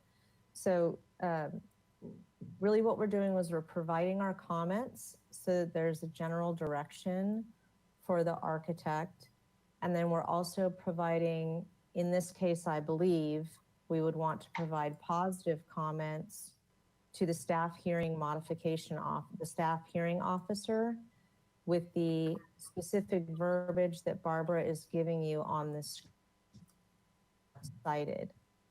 So you could just take the positive comments that the board given and just summarize those, and then provide the quoted comment here, and I think that would get us through this. Okay. So I would ask for the applicant to come back to the full board with the following comments. So the proposed modification is aesthetically appropriate. The proposed modification does not pose consistency issues with the single family design guideline. We'd ask the applicant to come back with details on the design of the garage door. And I would, as well as material board with color selections. And those are all that I have. If there's anyone else that would like to add to that. All right, thank you. I would like to make, if I could. Let's second it and then okay, go ahead, Joe. I second it. Okay. Okay, and then I would like to, as Board Member Kalas, I think she mentioned, maybe simplify the railing. The railing is a little bit too ornate for this house, simple house, or it's very dominant. Doesn't have to be that dominant and that ornate. In other words, you're looking at maybe it looks dominant. It is dark in color, but it could be softer. I don't know if that's, Leslie, is that what you meant? That's actually contrary to my comment. My comment was that I believe that the detailing needs to be less industrial and slightly more ornate, but not excessively ornate. So maybe we should just suggest that with that, the architect the architects study the guardrail and provide details. Thank you. So do you accept that comment, Mr. Yes. Arkalian? To study the guardrail? I do. Okay. Yeah. And I will second it. Okay, thank you. And Chair Miller, a part interruption. I'm also looking for just a little more, if someone could qualify the statement that the project is aesthetically appropriate, maybe say why, just add a little more meat to that statement for the staff hearing officer. Don't you have that? Okay, yes. Let's put it. I believe it's or the board finds it aesthetically appropriate since it is within FAR. The additions are minor, and it's compatible with the neighborhood. Thank you. We just need a second. To help. I again second it. Okay, may I have a roll call, please? Thank you. I'll now start the roll call vote. Vice Chair Kalas, Yes? Board Member Arkalian, Yes. Board Member Klein, Yes. Board Member Motisha, Yes. Board Member Ziegler, Yes. and Chair Miller. Yes.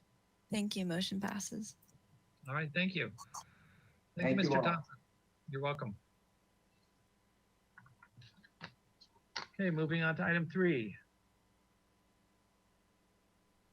Okay, this is 1821 Gibraltar Road. This is a new item for concept review only. The site was currently developed with a 2,659 square foot, 2-story residence with a 362 square foot attached garage, a 214 square foot understory storage area, and 280 square foot detached covered patio. The proposed project involves a 415 square foot first floor addition, 552 square foot second floor addition, and conversion of the existing garage and understory storage to habitable space. The project also includes construction of a new 641 square foot detached garage, a new uncovered parking space, 300 square foot yurt, a pool, hardscape, and associated landscaping. Welcome, Mr. Mills. If you'd like to hold on a second while I finish reading. The proposed total of 5,143 square feet on a 43,566 square foot lot is 104% of the guideline floor to lot area ratio. Staff hearing officer review and approval is required for an interior setback modification to allow a portion of the dining room addition location along the north interior yard and for the deck area located along the east interior yard to encroach into the required 15 feet rear setback. Holy mackerel. No final appealable action will take place at this hearing. Project requires neighborhood preservation findings and hillside design district and slope lot findings. I apologize, I added a little more to that than that was needed. Ms. Burkhart, did you have something you wanted to say? I just wanted to let you know that similar to the 2 projects before, this project also has a case planner, Pilar Plummer, and she's here with us today. Should you have questions for her, she may want to make a brief announcement at this time, or introduction at this time. Thank you, Ms. Burkhart. I'll keep it pretty short because I'm sure the applicant will go into this in his presentation, but one of the primary discussions that I want you to consider at this hearing is the aesthetic appropriateness of the 2 modifications that are going to be requested. The existing house is built pretty far at the back of the lot, and based on the current design, they will be encroaching in 2 interior yard setbacks. So just in your review today, consider those 2 setback encroachments, whether or not they're aesthetically appropriate, in addition to your review of the whole design. And I'll be here if you have any additional questions as it goes through. Thank you. All right, thank you. Mr. Mills, if you'd like to present your project, that'd be great. Yeah, thank you, Chair Miller and members of the board. sounded like a lot of pieces and parts, which it sort of is, but I think hopefully as we take you through it, you'll see it's kind of everything's being wrapped in the envelope of the existing residence, so to speak. So I think it should all come together pretty clearly. So quick introduction, I'm Ryan Mills with DMHA. I have Mike Stroh, just stage left of me. He's joining for Keep Me Honest.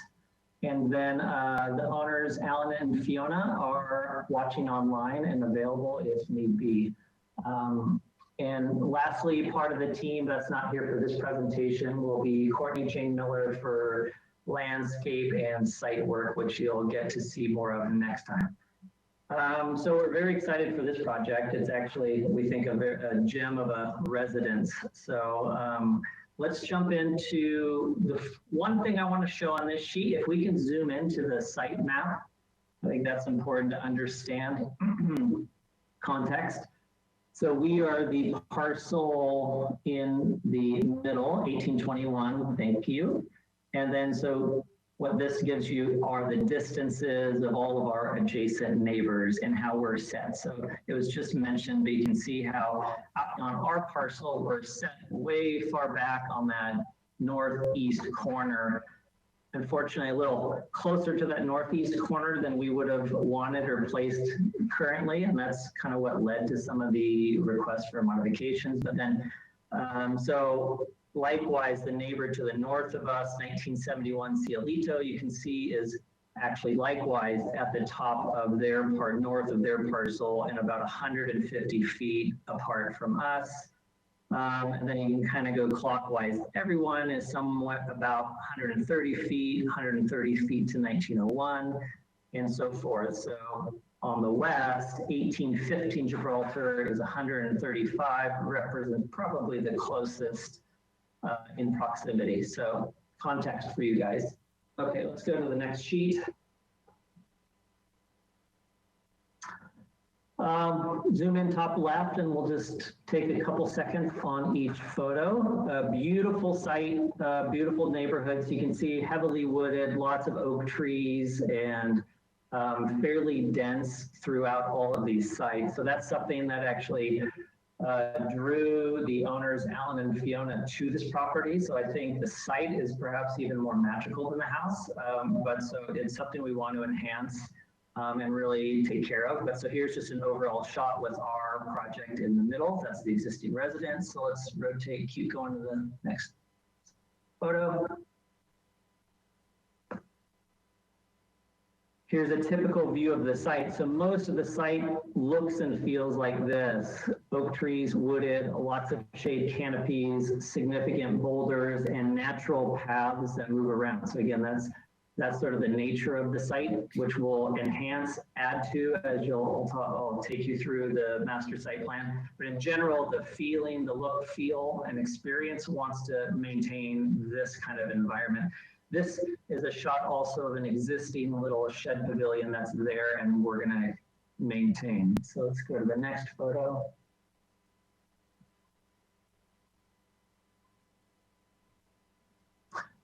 This is a view from below. This is the front of the house from the existing sport court that for the most part we're maintaining, existing to remain, but kind of gives you a little peek looking up at the house. Kind of the site moves upwards, so you can see quite the elevation change. So let's keep going. This little closer at the upper level. So the existing residence, the front door is right in front of us beyond the tree, again, which we're going to be working around. To our left is about a 2-story mass. And again, all of this existing residence, we're going to maintain and enhance. You're starting to see some of the architecture. It was built in 1972. Beautiful, it's the second one we've had like this, sort of that natural, earthy, modern residence from the early 70s that I think is really having a neat resurgence, but beautiful house. So we're looking to just sort of maintain it, rehabilitate it, and elevate it. So let's go to the next slide. Here's a kind of a drone shot, context view looking from probably about the street if we were floating up. Of the front elevation for context. Just to point out, kind of the section to the left. I don't know if you can use your mouse, whoever's driving. Sort of that first and second level on the left there is really the one major area of addition. We'll be demoing that and rebuilding that with a slight extension. So next. And all of these should also give you context of how densely wooded all of these sites are. So it's pretty hard to see neighbors through, and I know that'll be a potential talking point here. So here's the east side of the house. Is that right? No, this is still the south elevation. So again, just a little bit closer showing the existing residence. Let's go next. You can probably move through the rest a little faster. Here's down in the site, again, just sort of the look and feel, boulders. This actually has a couple pepper trees in this part of the earth or part of the site. Next.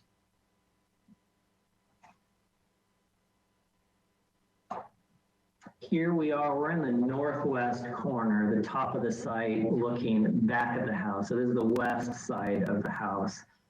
Existing decks we're going to kind of pull off and redo, but again, maintaining the architecture for the most part.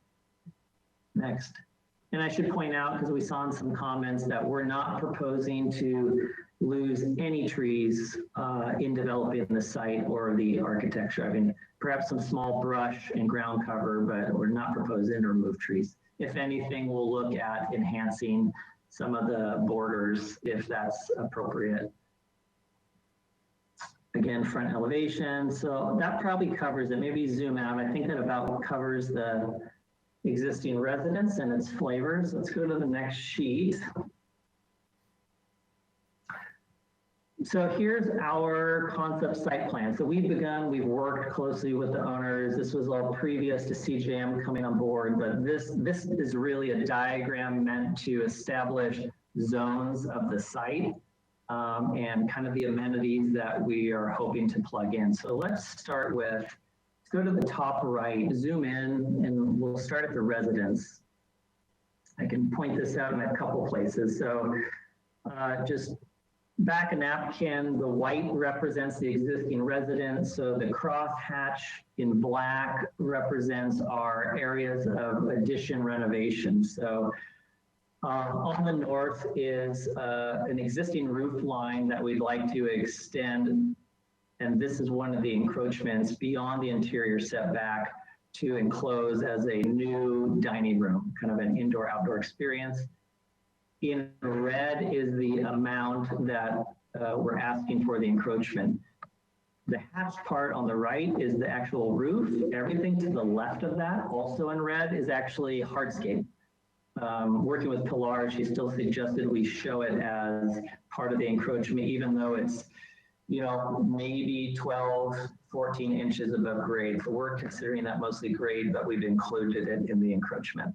And then on the right, you can see the note on the very right. Also in the east setback is an existing roof line that is to remain, but below it is also existing walkout that we want to renovate.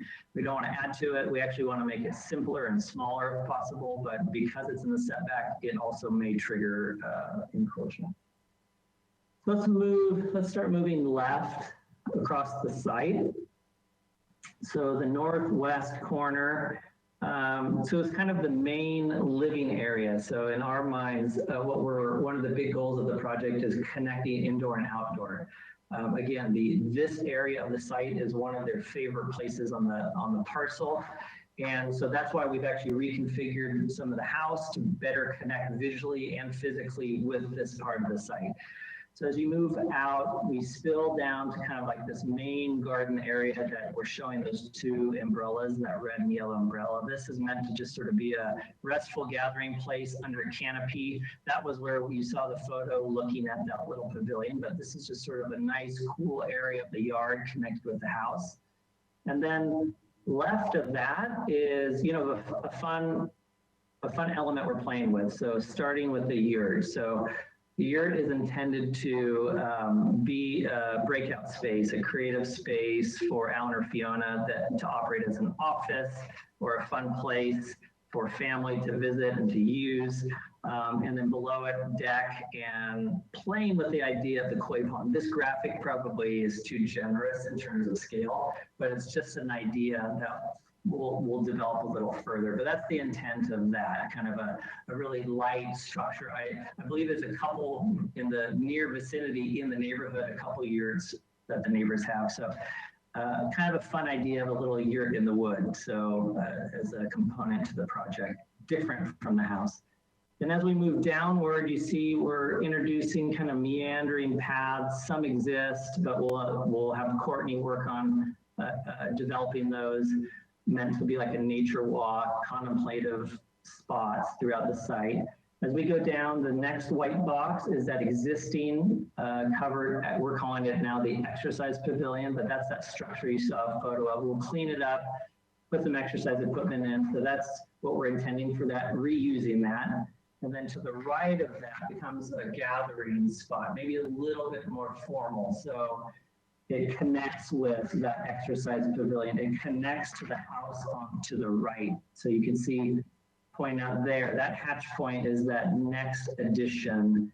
The master above and like kind of a guest entertaining area below off Alan's office that connects with this gathering space. And then obviously the pool below that. So it's kind of the main quote unquote like usable yard space for this property. And then let's scroll down a little bit more.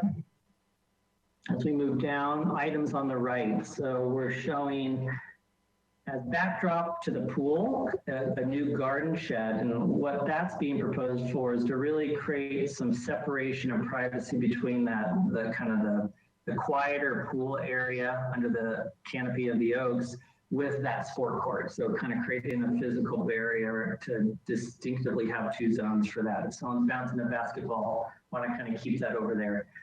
And then below that, it's an expansion of sort of a started garden. So we're going to be working with Courtney to develop a much more robust herb fruit garden for the owner's use. And again, so you see that path kind of moves and winds its way through that whole property. We're trying to use as much as property as we can and create distinct zones. Okay, I think I'm using way too much time on this. Let's move on. I think it's important though. Okay, so on this site section, the things I want to point out are, so on the top right, I think it's really descriptive of our site. So again, I want to reiterate on all of these. This is an existing residence that we're really working with. So in that elevation, starting on the right, most of this you see is there. So the roof on the right side of the elevation, I don't know if you can put your cursor on it. The lower one, so that highest roof element is existing. We're going to not touch that. As we step down to the lower roof and to the right, just pointing out all the way to the right. So that is the portion that we're proposing to extend into the hillside as the new, and which encroaches into that interior setback a little bit. So that's really the only new portion here until you go all the way to the left side of the elevation. You see, so that little edge of roof is new. And then if you drop down the vertical siding, just in the elevation right there, that's a new extension. Otherwise, everything in between is existing mass bulk and scale. And then dropping down below it, the lower level, that's the existing garage. It's being converted. So that's part of the reason why we're kind of increasing the square footage so much there. And then this is really a neat way to show the garage. You know, we're displacing the garage to just below the house and we're burying it in the site. And we have a couple renderings to show you there. So that's that piece. If you scroll down, the plan just better highlights a little more technically, if you have questions, all of the pieces and parts that I just took you through on the rendered setback. It shows you kind of all the additions of areas of additions, sorry. So on the main house. So on the north side, that little hatch part, and then on the west, yeah, let's do that. So starting at the top, again, kind of covering that piece, the little north extension, that's an addition. And as we rotate counterclockwise, there's a very small hatch addition where we're relocating the kitchen to. It's really what's existing under roof, but we just kind of pushed the wall out to make the kitchen work a little better, but in the same roof form. Then continuing the bottom left. So this is the area of the biggest addition. And it's the one, it was an addition, was it built in 1997 that just really didn't stay true to the house. So this is really where we're demoing that old addition and reintroducing, in our minds, an addition that better fits the house and extending it a little bit. You can see there's a dashed line that gives you some sense of how much bigger the footprint would be. It's only about 4 feet. Okay, am I running out of time, Mr. Miller? Well, that's what I'm asking. Do you need a little more time to speak? I can give you 5 more minutes. 5 more minutes and I can be done. Okay. Go ahead. Okay, let's zoom out. We'll try to make this as concise as possible. Let's zoom out to the sheet. And the other site just shows likewise existing massing. Let's move on to the next sheet. I'll cover this quickly. This is just showing how we've reorganized the house. Again, on the left are existing demo floor plans for context. On the right are the proposed. We made a couple big moves that really drove the proposal. We moved the kitchen to the west side of the house to be engaged with that beautiful side of the yard. So that was really the big move, and then just enhancing the master, as I just said. That's probably adequate for now. Let's go to the next sheet. And here are some views of elevations and perspectives for context. So let's zoom in on the right first. Let's start at the middle right view. So existing demo, again, everything there really exists. In red are the walls or glazing we're looking to rework. So in the middle, we're just changing glazing. On the left, that's that, you can see as the note says, that's our new master addition. So let's scroll out and you can see the proposed below it. And then the perspective, yep, there's the proposed. So you can see on the left, the new addition really is just taking the appropriate language of the house. That's all we're really doing here. None of the massing is changing. Most of the conversion is below. And then if you scroll up, it'll give you a nice perspective view of how that all comes together. So here's sort of the front of the house and the language. Okay, let's go to left, look at the other elevation. So here's our north elevation. So this is the rear where we're asking for one of the mods. Again, all the massing you see stays the same. The demo being highlighted is glazing. On the right is the master way beyond. And so the big piece is right here in the middle. That's that existing lower roof line that we'd like to pull back towards us and expand the dining room to. So let's just zoom out. You can see the proposed and you can see the rendered view, kind of for some context. There's the proposed elevation, and then let's move up to that view of it. So everything to that main component in front of us in the middle is existing. To the right is part of the master at the lower roof line, and then on the left here shows you that dining room expansion there. Let's go to the next sheet.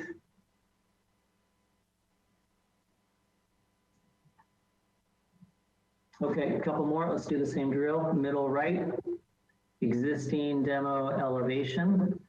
Again, mostly reconfiguring. On the left is glazing to doors, and then on the right is the master. Let's go to the proposed.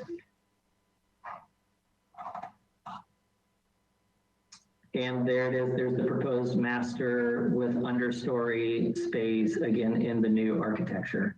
Let's go to the view and give you a sense of that.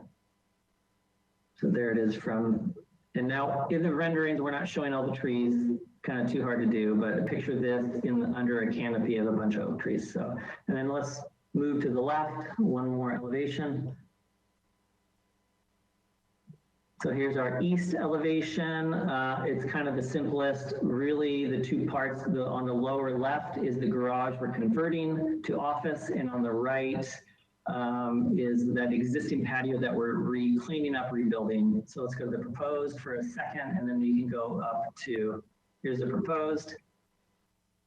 And then you can move up to just really, yeah, to the rendered view, which you kind of get a sense of it on the right. So on the right side, that's that elevation size. Otherwise, you don't really get a clear shot of the elevation. So let's go to the next sheet. This is important. So this covers the garage, gives you some context. So it's kind of getting buried in the site. We're moving boulders around that exist on the site in that vicinity. So let's zoom into the two views and give you a closer peek at that and how it's all coming together. Gives you a sense of the architecture. There's the master sitting on the upper left, and then the garage really is just this cantilevered. It's a little like a bat cave here. We're landscaping it, making boulders, keeping it really simple and discreet, minimizing the mass, bulk, and scale. Let's see. I think that covers it. And so the last thing I wanted to mention was my last 3 seconds is FAR, because I think it's important. We are currently at 104%, but I would say most of that from 85% and up is subterraneous, is lower level or part of this garage. And my understanding, and that might be part of the discussion, is, it's a guideline for lots over 15,000 to help us all kind of judge mass, bulk, and scale. So I think what's important for us to kind of portray is all of that is really subterraneous FAR and buried with the garage. So I think.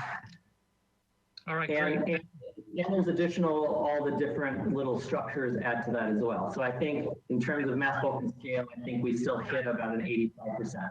Very good. Thank you for your time. Okay, so moving it back, Barbara, did we get any public comment? Thank you, Chair Miller. If you are attending by webinar and would like to comment on this item, please raise your hand by clicking the hand icon on your GoToWebinar control panel. While we wait for hands, Ms. Fennessy, did we receive any written correspondence for this item? Thank you. We received 5 written correspondence letters that were distributed to the board prior to this meeting. Okay, thank you. There are no hands raised. So Chair Miller, I will hand it back to you for questions. All right, thank you. Vice Chair Kalas, any questions, please? Yes, I have a couple questions. Let's see. Well, first of all, I would like some staff direction in regards to the yurt in a high fire zone. I'm wondering if those are permissible in a high fire zone. I honestly don't know the answer to that question, and I'm wondering if staff can speak to that. Thank you, Board Member Kulis. So at this time, the yurt has been part of the internal review. We are looking to have more information provided on a structure. You'll notice in this set, we don't have full details of that. We know the location, the size of it, but it will be reviewed by fire, and they will have to confirm that yes, it does meet all the requirements that are needed for this area. What I'll say is at this time is it's an accessory structure and it is allowed at least for the zoning ordinance. Okay, so for purposes of our review, we're just treating it as any other accessory structure. That's correct. Okay, thank you. I went and took a look at the property today, Mr. Mills, and I could be reading this wrong, but it appears that there's a very large pine in the front yard of the parcel. Is that in fact on this property, or is it on the property to the west? To the west, so wait, the southwest corner of this property? I believe it's on this property. If it's not, it's at the southwest corner and on the neighboring parcel to the west or to the left on page left. It's a very, very large specimen tree. I'm not sure. We could find out. We have a survey, so because we don't have too much scope down there, I haven't looked carefully, so that's something we can confirm. Maybe we can, during that presentation, try to find out for you. This is the tree. It's huge. the reason that I ask is because it appears to be roughly in the location where the orchard and herb gardens are proposed. So I'm confused by that, and I'm looking for some clarification on that. The other question that I had is, what type of roofing would you be proposing, and or what type of roofing is on the existing home? Is it a Sarnafil type of roof, and what color would that be? Currently, it's an existing roof. I know that was one of the concerns from one of the letters that wrote in, is that currently we were not proposing to re-roof this residence except for at the additions. It's currently like a very light gray or white, like a PVC, Mike, PVC roof is what it is currently. So we were going to, at the additions,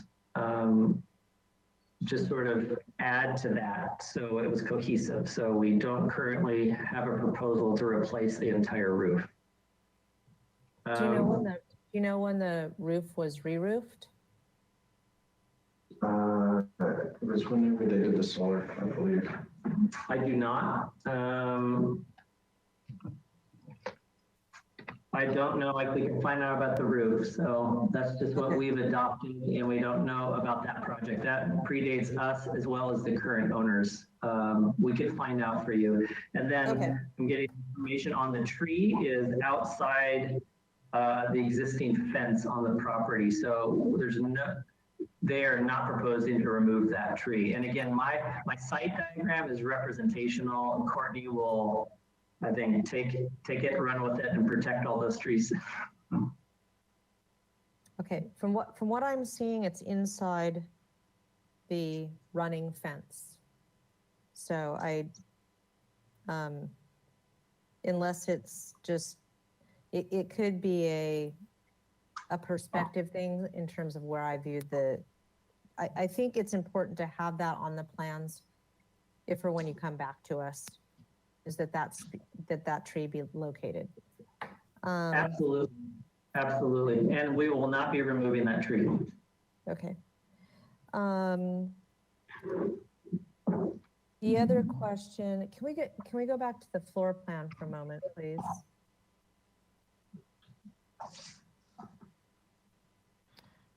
I want to specifically look at the area to north on the page of the dining room that's being proposed, that's part of the setback request.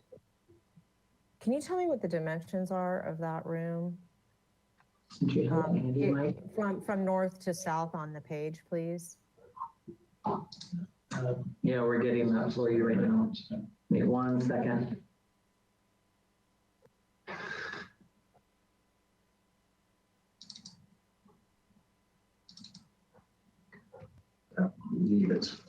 One more, we're close. Okay.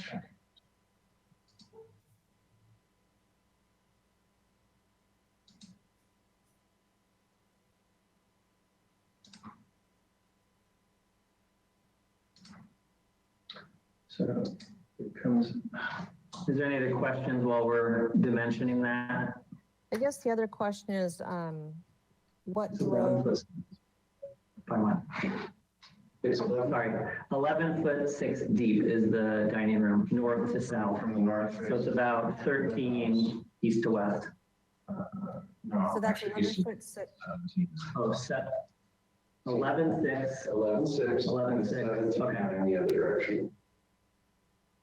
Okay, so it's 17 feet running east to west and running, I'll call it north to south, from the exterior wall of, I'm not sure what that is, if that's the kitchen or what that is over on the left there, but from that wall in a northerly direction, it's 11'6" to the northerly exterior wall of the dining room. Is that right? Actually, 4.5, but yes, a little less, but yes. Yes. Okay. Okay, thank you. And then my last real question, I guess, is sort of what is driving the introduction of the brick veneer? Because that seems like it's something that's not an element on the existing house. And I'm just trying to find out why the selection of that particular material. Sure. Maybe perhaps we can pick one of these views, like at the front. Sure, that's a good one. Yeah, great question. So we were looking to find, most of the envelope is glazing and the vertical siding cedar that we're keeping. And then, so we were looking for a third element, like the heavier stone type element that can help ground the project and kind of create some balance points. And then, so what you're seeing in the middle here, that kind of the vertical core in the brick, what we found was, we studied a few options. It's currently stuccoed over. There's some brick elements here. And then we found in the original drawing, so the original design intent, had brick components here specifically, and a couple other site walls and retaining walls, which we've also seen in a couple other projects of this era. So it was a natural starting point for us to study a few others. So obviously another could be stone, but we just thought it was a sort of an interesting era specific material that might work. And we liked that it was part of the original design intent. Okay. I think those are my only questions at this time. Thank you. Thank you. Board Member Arakalian, do you have any questions, please? I do. For the proposed for the driveway to that's going to be concrete. I think it was on the site plan. Permeable material has been considered, because I walked by the property. It's a pretty steep driveway. Maybe a permeable feature would reduce runoff.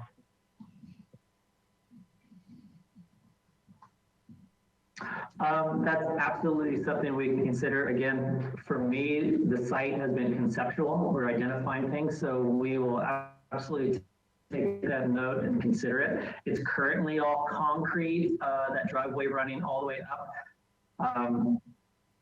True, it would help with runoff, I think, but because of the slope, I think we'd prefer to see something closer to dissolve into something more permeable where we don't need it. So that would be something I'd be happy to pass along and work with Courtney on if there's opportunities for more permeable spots in that area. Okay, that's all I have. Okay, thank you. Board Member Klein, do you have any questions, please?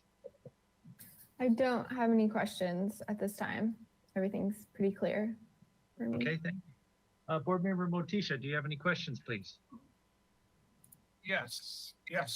The site plan we're looking at now, this is the proposed site plan. Is that correct?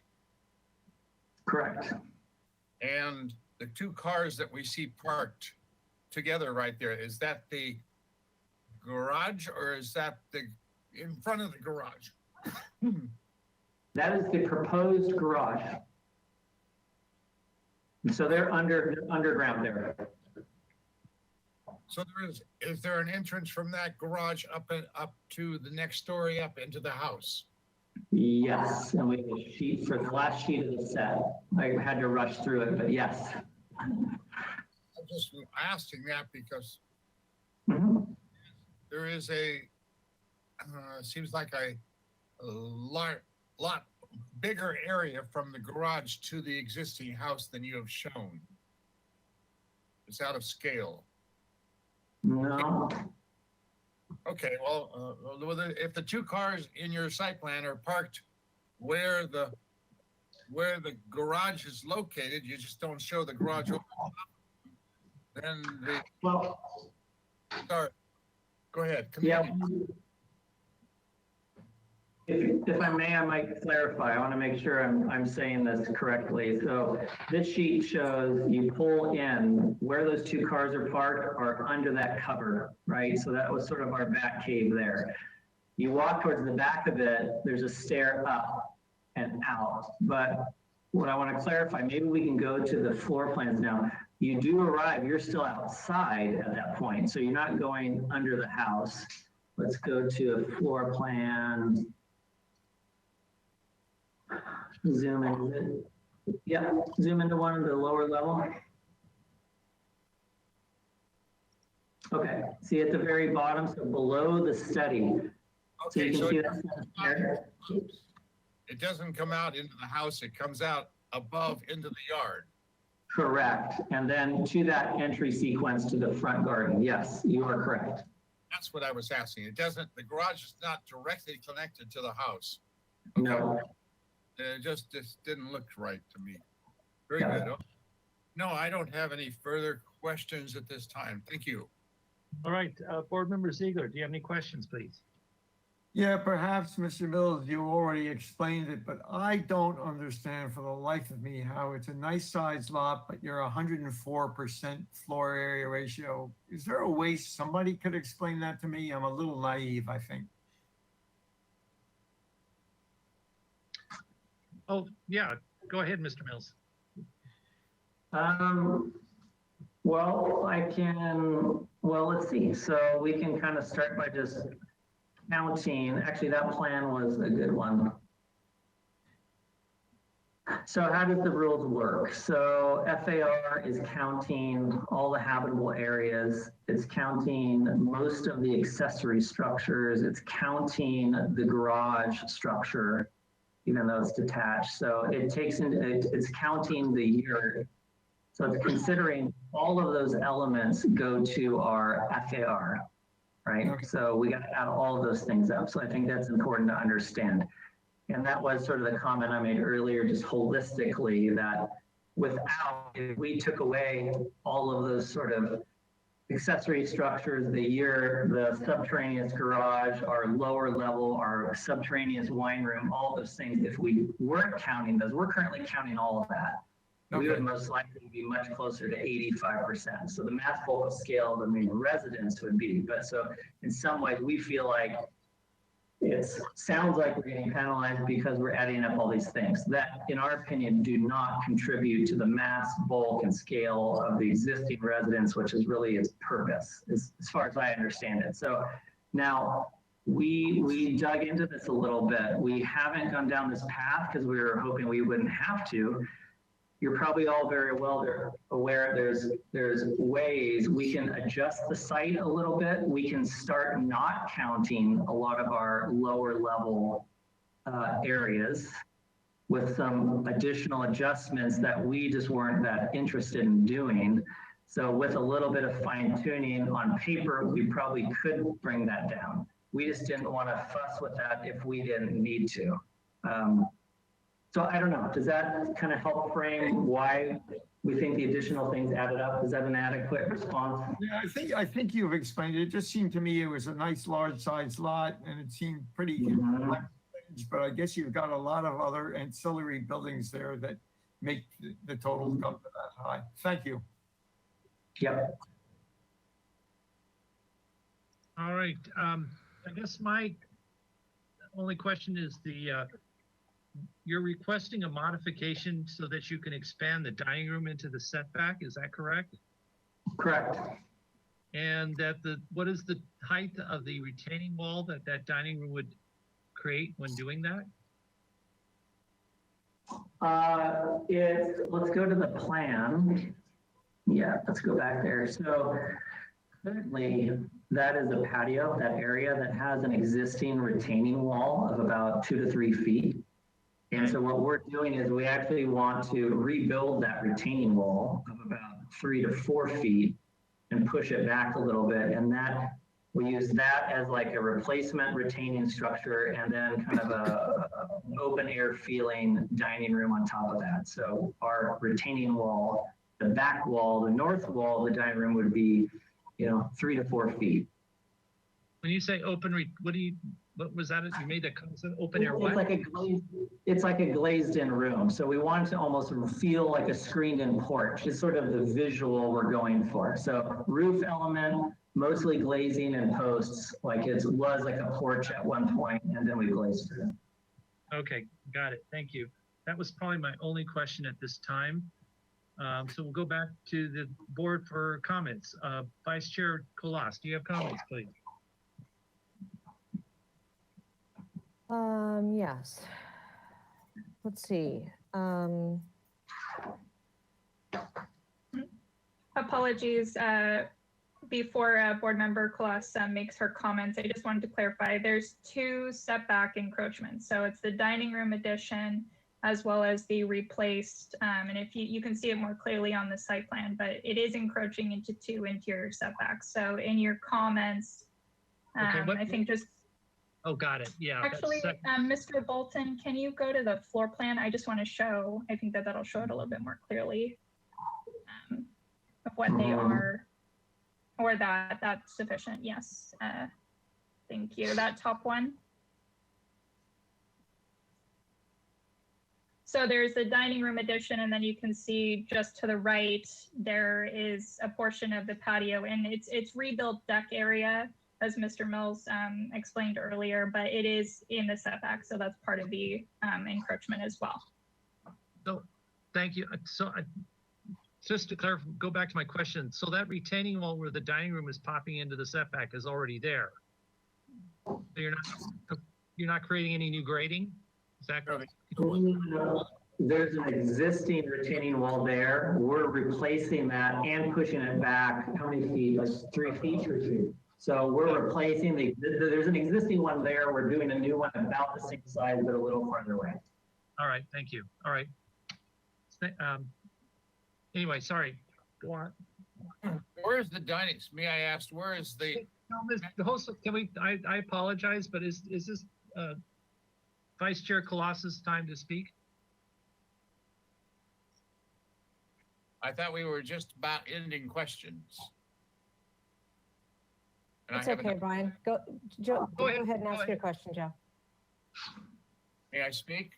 Yes. Thank you. Where is the master bedroom wing? I have misplaced it. So upper floor, the southwest corner.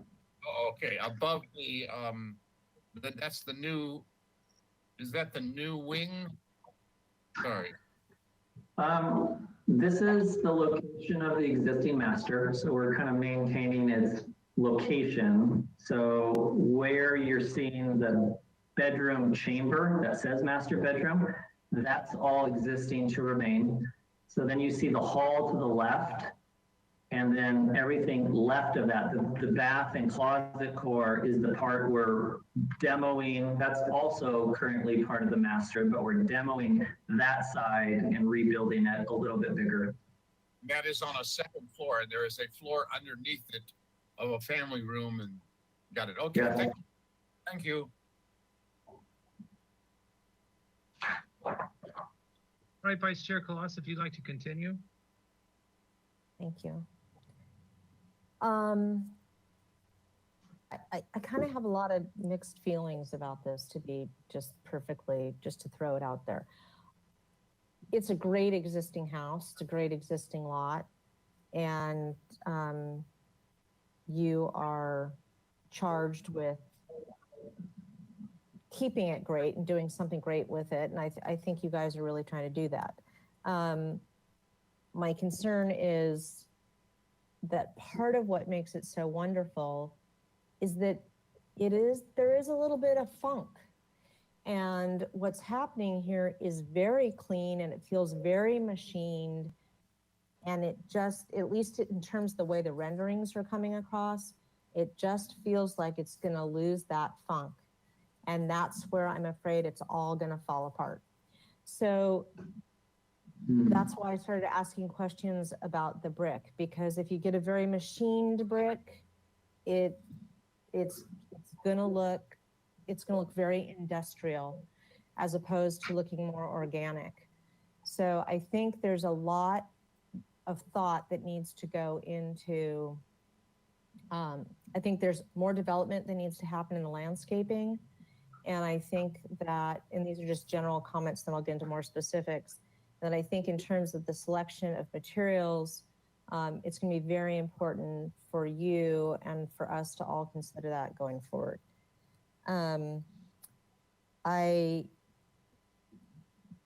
I can support the rebuilding of the deck on the, I'll call it the east side of the site.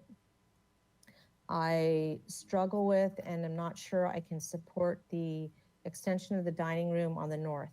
It's a very generous lot, and to request a side or rear yard modification for that, especially when I look at the configuration of that room, I think you can glaze in that room and pull it in 3 feet or whatever that distance is there, and I think it can still be successful.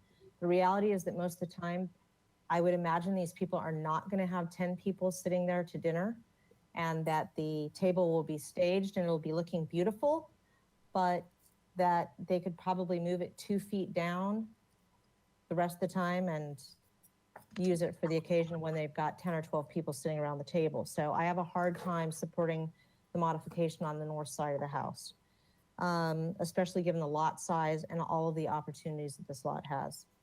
I think I support the idea of the herb garden and the orchards, but really when you look at a lot of the neighboring properties and the way those things occur in the neighborhood, they're not formalized at all the way they're being shown on the site plan. They tend to meander through the properties and they're a little bit more organic and distributed. And so I would recommend that you suggest considering that. I know that you're trying to kind of pocket these uses, but that's part of what makes these properties eclectic and funky, is that the orange trees are mixed in with the oaks, etc. I am concerned about extending the rather reflective roof. I don't know how that can be resolved. And I just wonder out loud to myself whether, you know, when you excavate for this new garage, whether you're going to hit a bunch of boulders.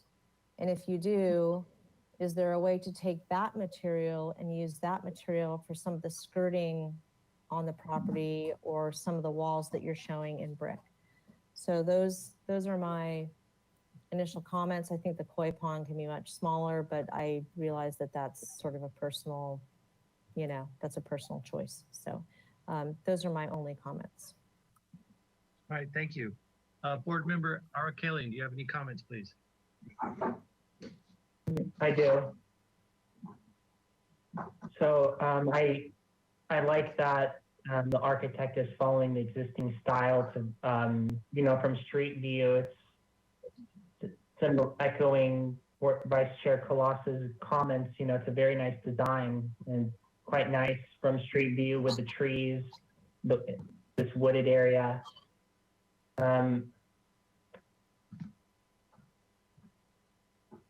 So I'm on sheet 8.8, so page 8 or page 8 of the presentation. And I'm on the top right photo. So this garage is moved more forward, and you know, I really like the view. I really like from street view, you know, the building and, you know, with the trees and all. And now from street view, it's just going to be this one, as the architect calls it, a bat cave of some sort, you know, much more visible now. And, you know, I like the existing garage since it was very hidden. It was in the back, more in the back with the rest of the house. I understand that the applicant would like more space, but I would like if the architect can study a different location for the garage, maybe not as visible from street view. I'm not exactly sure where, but it's a thought. Yeah, different location or keeping the garage as it is. Coming some kind of study there. And as I mentioned before, you know, the concrete driveway, I don't know if you can consider a permeable driveway with some grass in between or some kind of element to reduce runoff there. And then I would be interested in seeing, you know, an SARs of the adjacent properties. You know, we're passing 100%. I understand the architect's explanation on some of the SAR, but I would be interested in seeing, you know, since we're at this level now, what the SAR is of the other areas, and also to echo some of the board members' questions and comments about the roof. I would like a study of the roof. You know, if they're doing this level of remodel, I feel like it's worth studying the roof. You know, the color, or would like more information about maybe show what the existing color is exactly, and we can talk about that more for next time. I think that's about it. Thank you for my comment. Right. Board Member Klein, do you have any comments, please? Yes, I think the encroachment into the setback doesn't have a big impact on the neighboring properties. It's pretty clear from the cover sheet, that diagram that was done. And there's also a good amount of buffer with plant material, so I can support the modification. I don't have a problem with the FAR due to the size of the property, and the architecture is primarily maintained and enhanced in its size, bulk, and scale. And I like how the new garage is buried. It's probably my favorite element thus far. You really can't see it. It hides it completely. And I like how there's planting above it. And I also like that there's new planters at the base of the elevation that really settles the architecture in. And I'm looking forward to seeing the landscape plan and the site as it develops. Those are my comments. Great, thank you. Board Member Motisha, do you have any comments, please? Yes, I agree with Board Member Klein. I like what is being proposed. You will not see that garage from the street. You can hardly even see the first floor of the whole building or the whole residence from the street. It's hidden down. It's great. It's the best place for that garage. It gives the front entrance, the front steps and entrance a better feeling, more of a nice house rather than coming right from the garage door right into the front steps. And still have a single or a double parking area right next to the front door, which is convenient for the owners. I like what is being proposed, and I propose it, and I support it. Thank you. Okay, thank you. Board Member Ziegler, do you have any comments, please? No, not really. I guess I would agree with Mr. Arakalian about the garage being kind of awkward, that's what you see when you come up to the house, where in the prior, you just saw the house. And I'm just wondering if it could be relocated or redesigned a little bit. So that's my comment. Thank you. All right, thank you. Follow up, I cannot support, first off, the modification request for the expansion of the dining room. It was traditionally known that modifications were granted primarily as a reason for properties that cannot enjoy what the surrounding properties cannot enjoy. And as a consequence, they're requesting a modification so that they could have the same advantages as adjacent properties. In particular, many times when you have two front yard setbacks or something like that, where the house is completely inside a setback, that every time they turn around, they need a modification. In this particular case, you're asking for an extension of a dining room into a setback that was put there for a reason on a very large property. So in that regard, in that particular case, in that dining room, I cannot support that setback. I think you should revisit that. The other setback I can support, but not the dining room. And I do agree with the other design people commenting about the garage. A lot of the letters, though it is not our purview, there was quite a bit of concern about the amount of grading and excavation taking place. So I think I would like to see and invite you to, re-examine the garage and see if there's a way of not having as much excavation being done, but, let your own professional talents work on that. And the other comment too, I don't understand this architecture. I don't understand why it's so popular.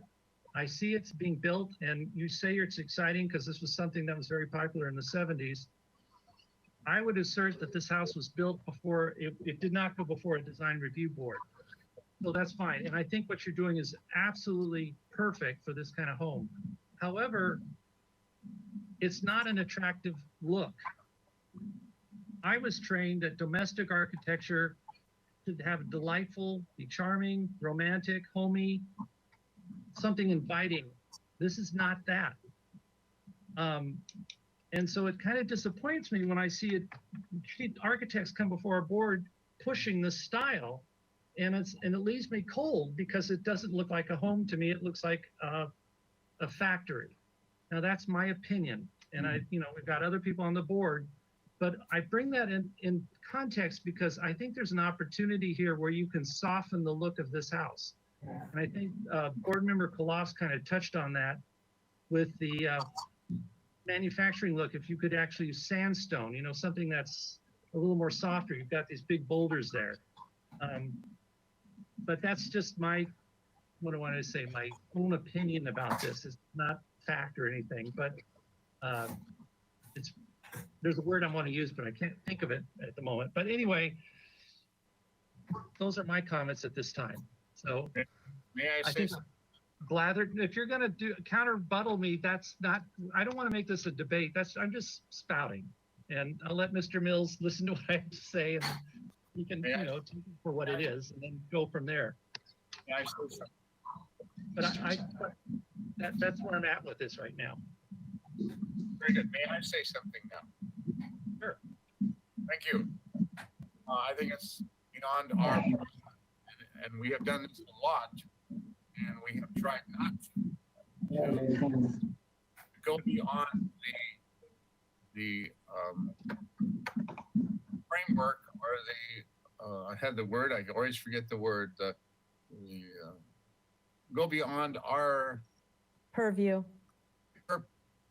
Purview, yeah, go beyond where our board is entitled to say. And we have kind of reprimanded each other in the past for giving our views rather than what is required from us.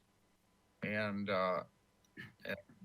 this, I don't think we have the right to tell architects what kind of style they have if we don't back it up with our single family design board guidelines. Thank you. So the only point I would recall to say that I clarified as my opinion, the two areas that I can only say is I'd like to see the client or the architects restudy the garage based on the comments made by Mr. Ziegler and Board Member Kalas. Also the comment about the brickwork to see if you could make that a less manufactured look. And I cannot support the modification. All the other stuff I said was just subjective commenting. Chair Miller, if I could interrupt, just to help the board clarify what your purview is in regards to the modification. General support or lack of support is a land use decision. It's not within the purview of the SFTB. So your role is to comment on whether the proposed modification poses aesthetic issues, such as inconsistency with neighborhood development patterns, or if it exacerbates conflicts with the single family residence design guidelines. All right, thank you very much. Sure. I stand corrected. Thank you. I don't think it's aesthetically appropriate. That's my comment on that. So with that being said, would someone please sorry, Mr. Mill, would you like to say something? Yeah, important question. So because our next stop on the journey here is for the modification, I just was going to request a very specific, maybe a straw vote, just so we understand. I didn't know if it was unanimous or split, or that would probably be helpful for our next stop. All right, thank you. And both for the north and the east specifically, probably. All right, that's a good comment. I agree. So can we have a vote on, well, I guess if the motion is made for supporting the two modifications as being aesthetically appropriate, that should kind of give you an idea of whether it's supported. So why don't we just go ahead and make a motion? Chair Miller, Yeah, I think Mr. Mills' recommendation to decouple the two modifications and take a straw vote before a motion is a good one. all right. So, all right, very good. So let's get a straw vote for those, whether you believe the modification of the dining room into the backyard setback is aesthetically appropriate or not. May I have a roll call for that, please? The straw vote roll call, right? Yes. This is a straw roll. Is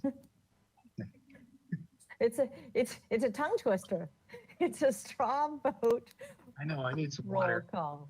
Okay. Thank you. I will take the straw vote, and I'll start with Vice Chair Colossus. Okay, so speaking to the dining room modification, my vote would be no. Board Member Arakelian. Yeah. Sorry, Yes. was that a no? What was that? No. Yeah. Board Member Klein. Yes. Board Member Motisha. Yes. Board Member Ziegler. Yes. And Chair Miller. No. Okay, so Split. it's split. Yeah, it fails. I think, let me, Well, I'd like to, Not a vote, we just needed to do that, I think. I would like Okay. to say, Mr. Motisha, I think we've had enough. Let's please forward this motion and going. So can we go on? So let's have a vote, a straw vote for the setback in the other part of the, yes, that area there. Please. Do we have a straw vote, Ms. Gillian? Thank you. Thank you, and I'll do the straw vote. Vice Chair Colossus. This is for the reconstruction, as I understand it, on the east side. And What's I the- would, in the existing location, and I would support that. Thank you, Board Member Arakelian. Yeah. Board Member Klein. Yes. Board Member Motisha. yes. Board Member Ziegler. Yes. And Chair Miller. Yes.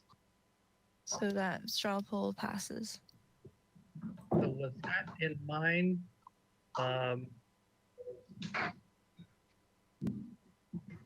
who would like to fashion a motion? I think Mr. Mills got an idea of what's going on. Chair Miller, just as a brief staff comment, so I think, yes, those straw votes are going to be very helpful as this moves on to the staff hearing officer for consideration of the two modifications being requested. So just in your motion, I know Ms. Burkhart had the slide up previously, but I'll just ask that you include language about the aesthetic supportability of specifically the modification that you are more in support of, and any design, any issues, inconsistencies with the neighborhood development patterns or guidelines specific to the dining room addition in your motion. Thank you. All right, thank you. Who would like to entertain a motion?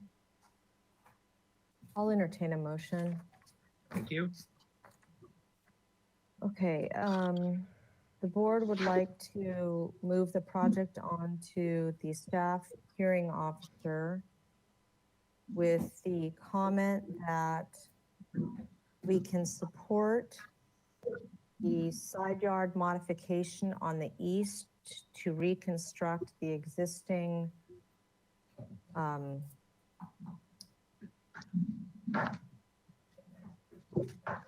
we can support reconstruction of the existing deck, I think it was, in that area, and that is aesthetically appropriate and in keeping with consistency of the neighborhood.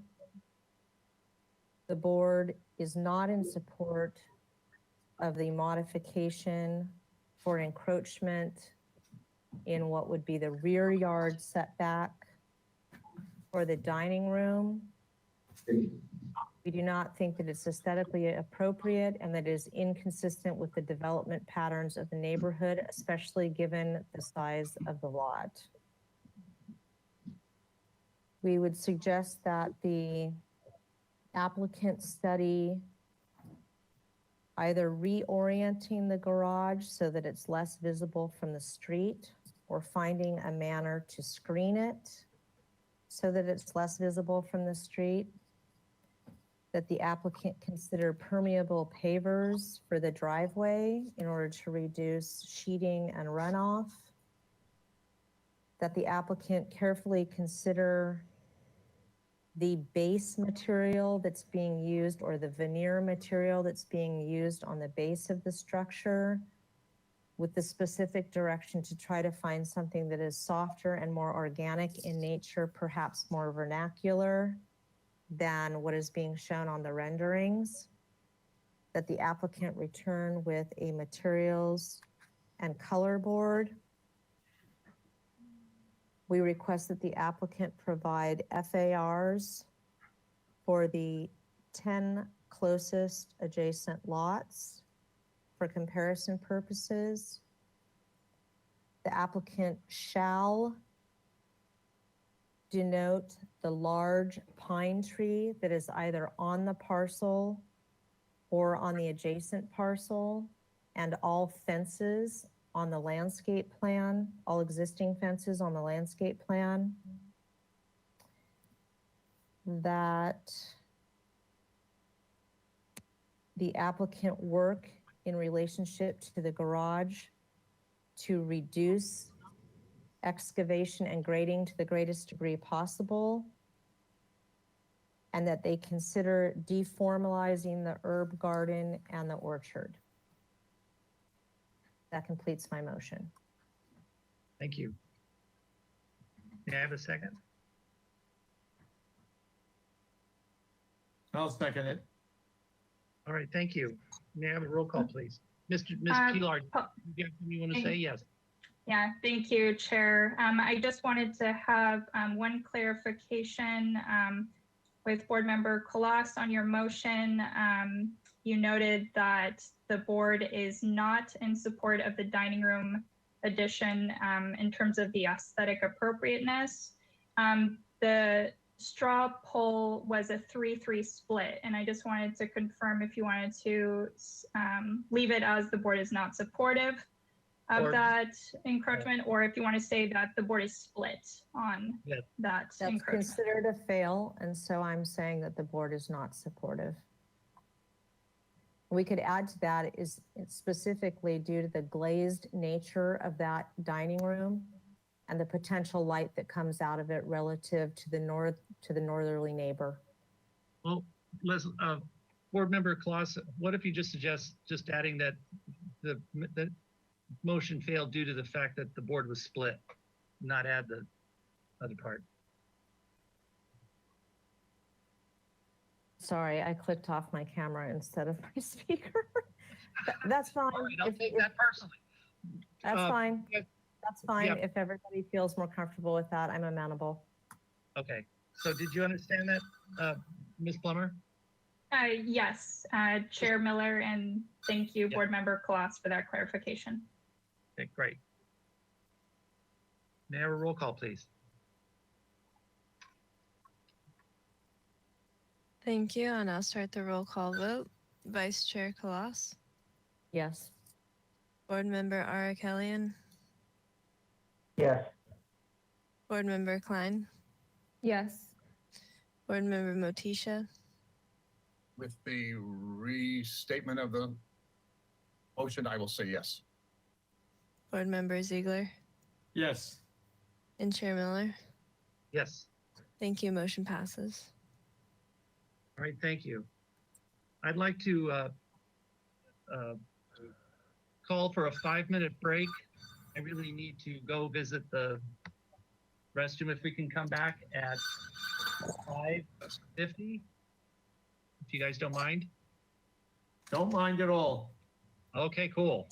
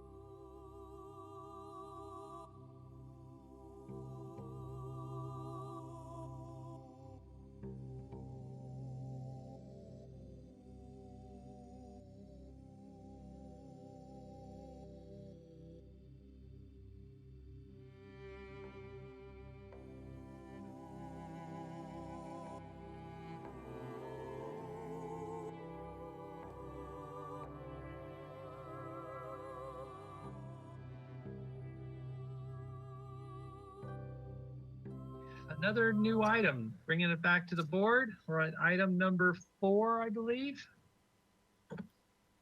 Okay, we're way behind.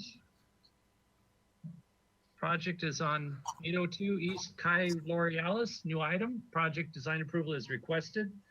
Proposal to construct a 4,855 square foot, 2-story main residence with an attached 3-car garage, a detached 1,200 square foot, 1-story accessory dwelling unit under separate permit, and a new 20 by 60 foot outdoor pool on a 30-acre lot.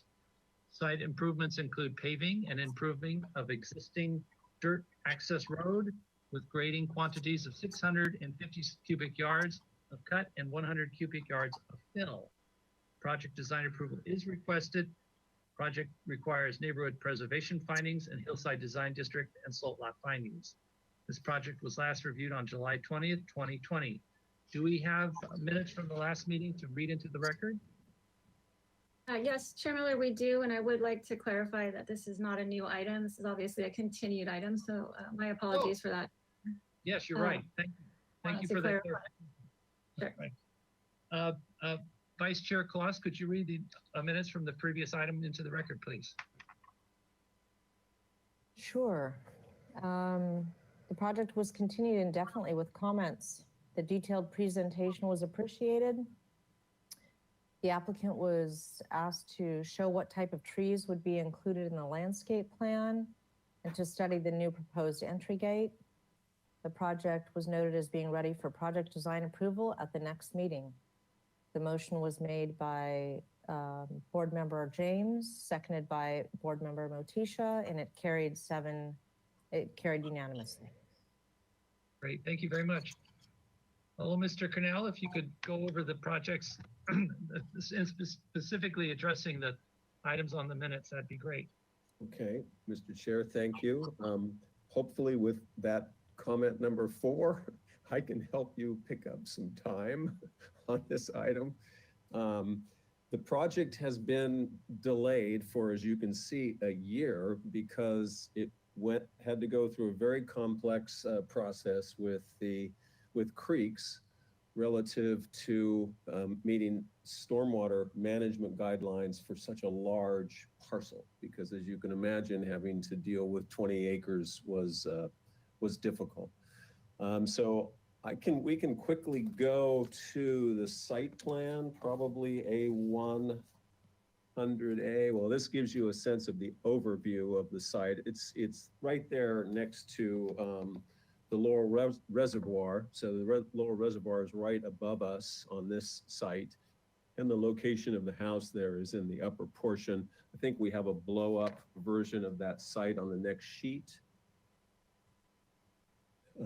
So actually one of the things that's been added since you all looked at it is there's a gray box that is above the garage, and that is for cisterns that will be placed as part of those stormwater areas. Those are all underground cisterns.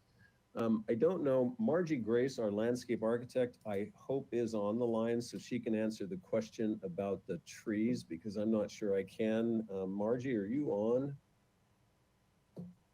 Are you able to get on? Mr. Cornell, I don't. You don't see Margie Grace? Grace No. I can reach out behind the scenes and see if she can join real quick while you continue your presentation. Okay, so let's go ahead and go to the elevations quickly so we can see where we left off, because I know some board members were not here when we reviewed this. This is obviously at the top of that hill. There above, basically it's at the end, the site is at the end of Alomar, if I haven't made that clear before. So this is the south elevation. One of the things, Chair Miller, that we did from our last review is Board Member Sweeney, who's no longer on the board, but had asked us to slightly raise the tower element, that entry tower element, which we did. I think we only raised it about, a foot or something like that, just to enhance the flare detail on this element. We are showing the total height to the top of that tower as being, I think, 28 feet. Probably the reality is that would be considered an architectural projection. So really the overall height of this building is 26 feet when I measure it to the absolute hip ridge there that you see on the right. Let's go to the next slide. So this is basically the northeastern elevation. We've made the roof of the garage flat, just to kind of diminish that mass and also provide for a little private area that is off the north side of the house to the second floor, because as you can imagine, there's gorgeous mountain views from this location. We do have, for the board members, I think it's still on, it's sheet A402. I'm sorry, Mr. Bolton, I don't have the PDF numbers, but well, that's actually the last slide I think would be good to look at first, and then we can come back to this one. So here's just some photo sims basically of the site so you can get a sense of the massing. So we really have tried to step the roofing down to allow the roof to cascade because it is in this location on the ridge. Next sheet. It's a little hard to read and you will need to blow these up, but we've done some photo sims, but I think this really does illustrate how small this house is going to appear in that location. And we've provided some different vantage points from Peabody Elementary School there in the middle. From the bridge there on Foothill, you can see it placed on the top there. Our thinking in the color is that the client does still, because it's a very, very traditional Spanish design, they do want it to be a lighter plaster. I don't think we have a specific color right now, but the goal is for it to be an appropriate off-white color that's going to work. You know, it's interesting, some of the stone that's up on the site is actually, you know, almost a chalky white color. So this view is from State Street. And if Margie's not on the line, I know that the trees that the primary trees we were planning on planting in the courtyard element of this house are olive trees. And then we have, you know, just some small fruit trees located on the plan. And then I think we also have those larger diameters, I believe are oak trees, but I will need to confirm that for you all. We obviously are going to have to come back to you for final approval, so presumably that detail can follow. So I'm going to stop there and just answer questions so that we can move on. Thank you, Mr. Cornell. That's very appreciated. Ms. Burkhart, did we get any public comment? Thank you, Chair Miller. If you are attending by webinar and would like to comment on this item, please raise your hand by clicking the hand icon on your GoToWebinar control panel. While we wait for hands, Ms. Fennessy, did we receive any written correspondence for this item? Thank you. We did not receive any written correspondence for this item. All right, thank you. There are no hands raised, so I'll hand it back to you, Chair Miller, for questions. Great, thank you very much. Moving it back to the board. Vice Chair Kalas, do you have any questions, please?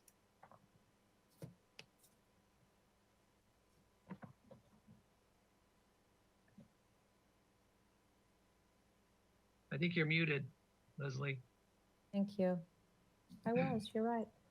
Could we just look at the detail sheet real quickly? I'm just trying to orient myself to just parapet top details and eave details. So these would be roof details I'd be looking for, Mr. Cornell.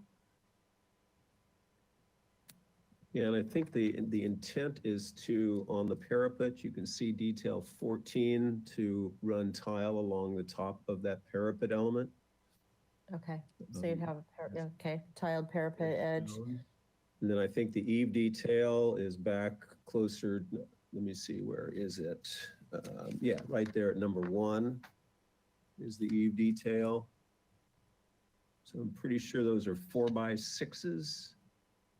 that we are proposing. Okay. What is the length on that? It's relatively short. Is it kind of a I think clip it's deep? I'm pretty sure it's 2.5 feet. Okay. And then we do have a tighter eave condition on the little second story element that is adjacent to that tower. So that is more like I think we have a detail of that where it's a tighter, just a tapered. Like a rolled plaster. Yeah, like a rolled plaster eave. That's detail number 2, Mr. Bolton, just below this one. And is that Yeah. the same detail on the tower element, Brian? That is the same detail on the tower element, yes. Okay. Could we take a look at the exterior elevations again real quickly, please? Just had a question about the one window in the tower. It's a little bit different. That elevation, it's the upper elevation on this sheet. So can you just talk to us a little bit about the window in the tower element? It's a tall, beautiful window. It's a little bit different than I'm used to seeing in a rotunda like that. I'm used to seeing something probably more diminutive, maybe more punched window. Just trying to understand that a little bit. Yeah, I mean, I think both to the south and to the north, to the mountains, there's pretty extraordinary views from this area. So we wanted to celebrate that with this. So that really is the reason for the size of that window. But obviously, the proportion of it is what's important to keep it narrow. And because of the nature of that curved wall, it is going to be a fairly deep recess in that window. I think it's just not reading that way on this particular elevation because it's a completely frontal elevation that we're looking at here. True. Those are my only questions. All right, you. thank you. Board Member Arakalian, do you have any questions, please?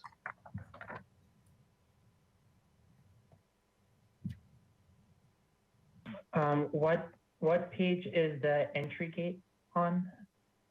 The detail on there?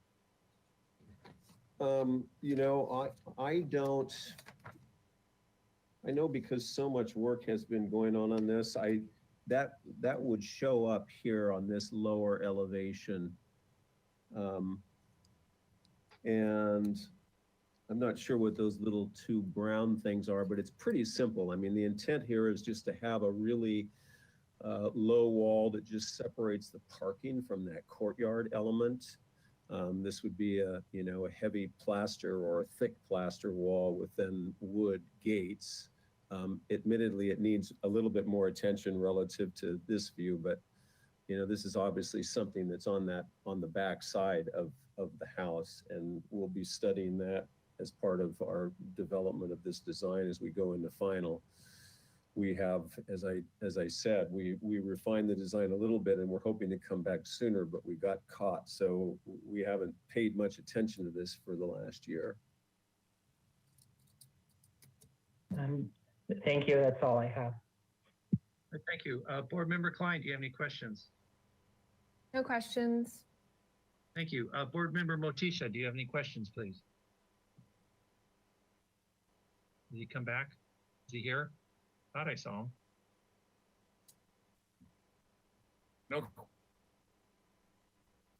No questions. Okay, thank you. Board Member Ziegler, do you have any questions, please?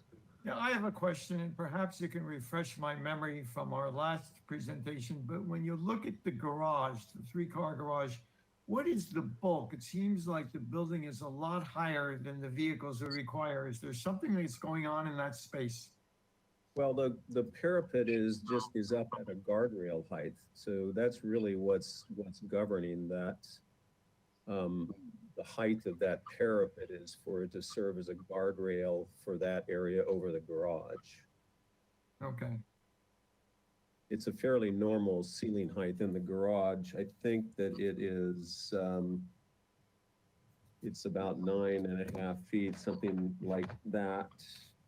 Was that a deck out there? That's what Yeah, I'm trying.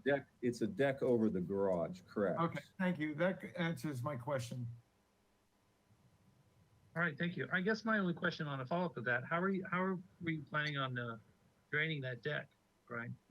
Well, we will obviously have to have roof drains, and, you know, I do anticipate, and they're not showing here, that we will probably have some penetrations that are the overflow scuppers. So we'll have a nice traditional overflow scupper, but the water itself is going to go into deck drains. Yeah, I kind of see something over on the right there. Looks like. Well, that is true. So there's one of them right there. Okay, yeah. Yeah, that would look really nice to have a couple more. Anyway, okay, that was my only question. Bring it back to the board for comments. Vice Chair Kalas, do you have any comments, please? No, I have no comments. It seems like kind of, you know, your classic Spanish style Mediterranean Santa Barbara residence. And I guess I would be interested in seeing some more detailing when it comes back in regards to the front entry gates again. Maybe some more details of the post and header conditions at the extended covered areas. And obviously materials and finish color board. But other than that, I really have no concerns. All right, thank you. Board Member Arakalian, do you have any comments, please? Do you mind if you come back to me last? No, not at all. Board Member Klein, do you have any comments, please? Yes. I mean, I am supportive of the project. It fits nicely into the slope and the architecture of the area of the neighborhood. So I'm in support of project design approval. When it comes back for final, I'd like to see fencing details and the trees called out, and possibly studying looking at more trees by the pool area to get more shade. All right, thank you. Board Member Motisha, do you have any comments, please? No, I support the project. No other comments. Thank you. Board Member Ziegler, do you have any comments, please? No comments. I support the project. Thank you. All right, do you want to speak? Our Board Member Arakalian, do you want me to speak first? Sure. No, I'm ready. Okay, go ahead.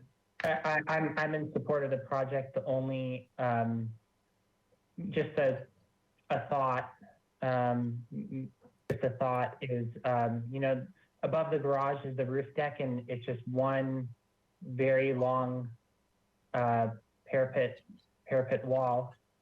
Curious if it maybe can be broken out to have some like combination of parapet wall and guardrail, or something to break out the massing a little bit, but just a thought. Not needed. Just, yeah. All right, thank you. Yeah, I'd like to kind of follow up that.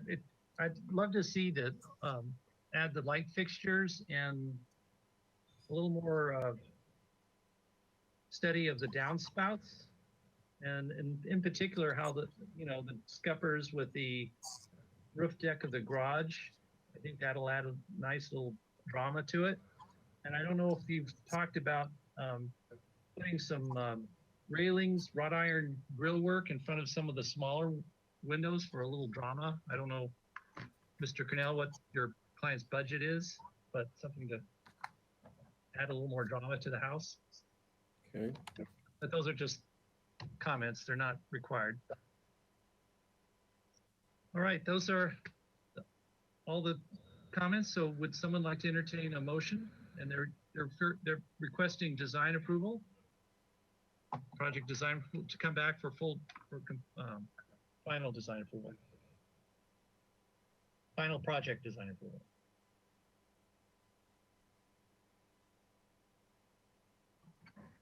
Okay, I'll make a motion. Board would like to make a motion for project design approval, and that the applicant return to the full board for final approval with the following comments. That the 3-car garage facade be studied for some additional detailing, especially above the garage doors, that the applicant include light fixtures and details for the Juliet balconies, for the front entry gates, and that they provide color and finish selection boards, and that they include a complete landscape plan with all trees called out. Suggestion was made for the applicant to consider introducing additional trees around the pool area, and that the applicant study the locations and rhythm of the leader heads and downspouts.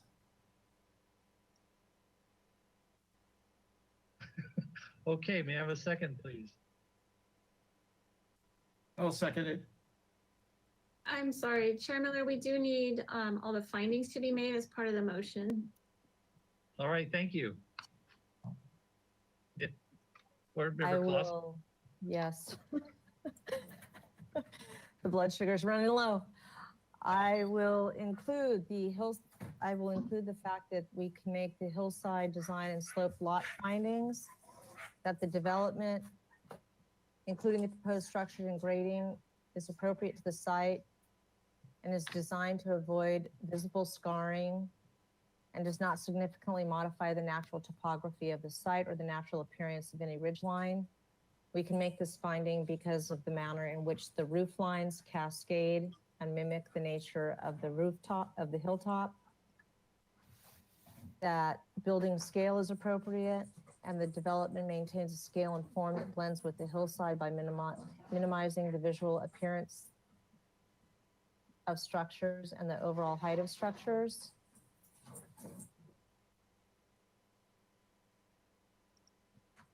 And that the project is compatible with criteria required, that it's in compliance with the city charter and municipal code for consistency with design guidelines,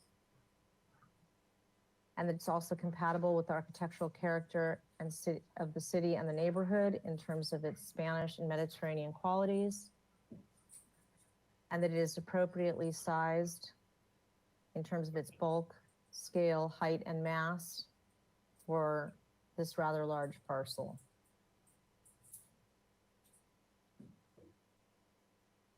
The project is sensitive to adjacent resources, although there are none that I know of that are affected by this project, and that no public views. I believe we have the wrong set of findings on the screen. I think these are for HLC. They look like HLC. I'm so sorry. We need neighborhood preservation findings. I'm sorry, Vice Chair Colas, if you could. We need glucose. We need glucose. Okay. Let's keep going. Here we go. Okay, so I scratch all that.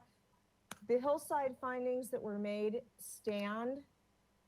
The other ones that I was reading into record do not.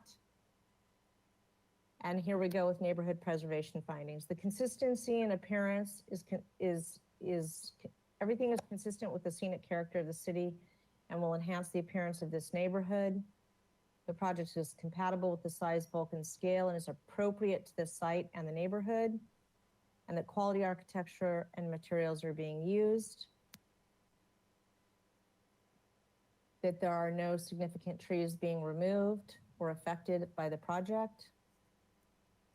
And that the health, safety, and welfare of the public is being preserved and protected through the project. That good neighborhood guidelines are being proposed. And we'll see that when we get a lighting plan from Mr. Cornell when he returns, because he'll show us that everything meets dark sky requirements and that no public views are being disturbed or impeded by the project.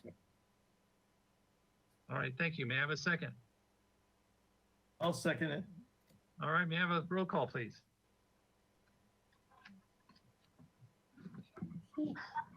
Thank you, and I'll start the roll call vote. Vice Chair Kalas, Yes. Board Member Arakelian, Yes. Board Member Klein, Yes. Board Member Motisha, Yes. Board Member Ziegler Yes. and Chair Miller. Yes. Thank you. Motion passes. All right, thank you very much. There is a 10-day appeal period for this project. Okay, moving on to item 5, 116 Santa Cruz Boulevard. This is a continued item. Project design approval is requested. Proposal to construct a 175 square foot first floor addition and a new 691 square foot second story to an existing single unit residence. The project includes a 181 square foot second floor wraparound balcony at the south and west elevations and a 154 square foot second floor balcony at the east elevation with a metal spiral stair that provides access to an 80 square foot roof deck. Demolition of the existing roof and existing wood decks would occur as part of this project. Do we have minutes from the previous meeting to read into the record? Oh, sorry. The new roof is proposed to be finished with standing seam metal roofing material. The project also includes an interior remodel, new windows and doors throughout, and replacement of the existing wood siding with a smooth plaster finish. The proposed 3,020 square foot of development on a 9,415 square foot lot is 85% of the required maximum floor to lot area ratio. Project design approval is requested. Project requires neighborhood preservation findings, and the project was last reviewed July 6, 2021. Do we have minutes from the previous meeting to read into the record?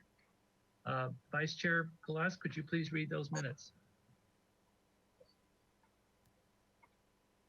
Yes. Project was continued indefinitely to the full board with the following comments. The applicant shall consider restudying the upper balcony or widow's walk in an effort to simplify it. The applicant shall consider introducing divided lights or some sort of additional detailing to the windows to help articulate the fenestration better. The applicant shall return with colored renderings or colored elevations to help the board understand the proposed colors. The applicant shall consider studying the west elevation relative to the second floor balcony. A possible solution would be to extend the roof out further at the second floor so that the balcony does not appear to be hanging in mid-air. There's a possibility that might be able to bring the balcony fascia forward, which may help to better integrate it. The applicant shall consider an alternate color for the standing seam roof, and the applicant shall return with a landscape plan, tier calculations, and a lighting plan for exterior lighting.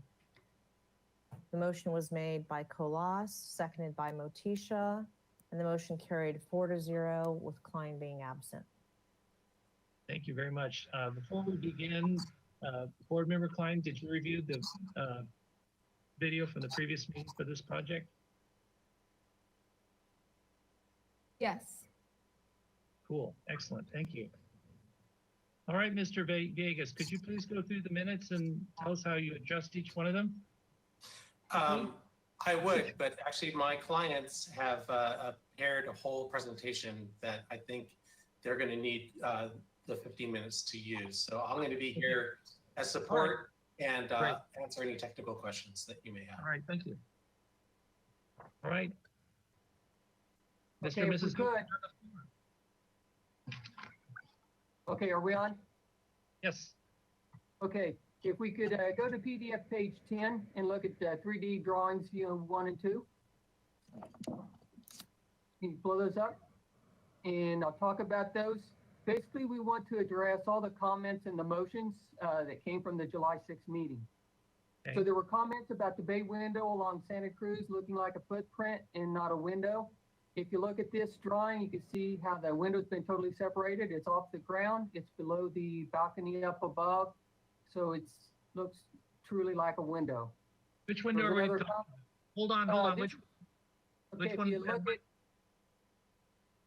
which number view are we? Hold look on. at drawing 1. Okay, drawing 1. Drawing 1. There is a window that's on the patio that's in the center that kind of faces towards you. Oh, that one. Okay. All right. Yeah. That was the one that there was confusion on at the last meeting. All right. Thank you. So we wanted to point that out.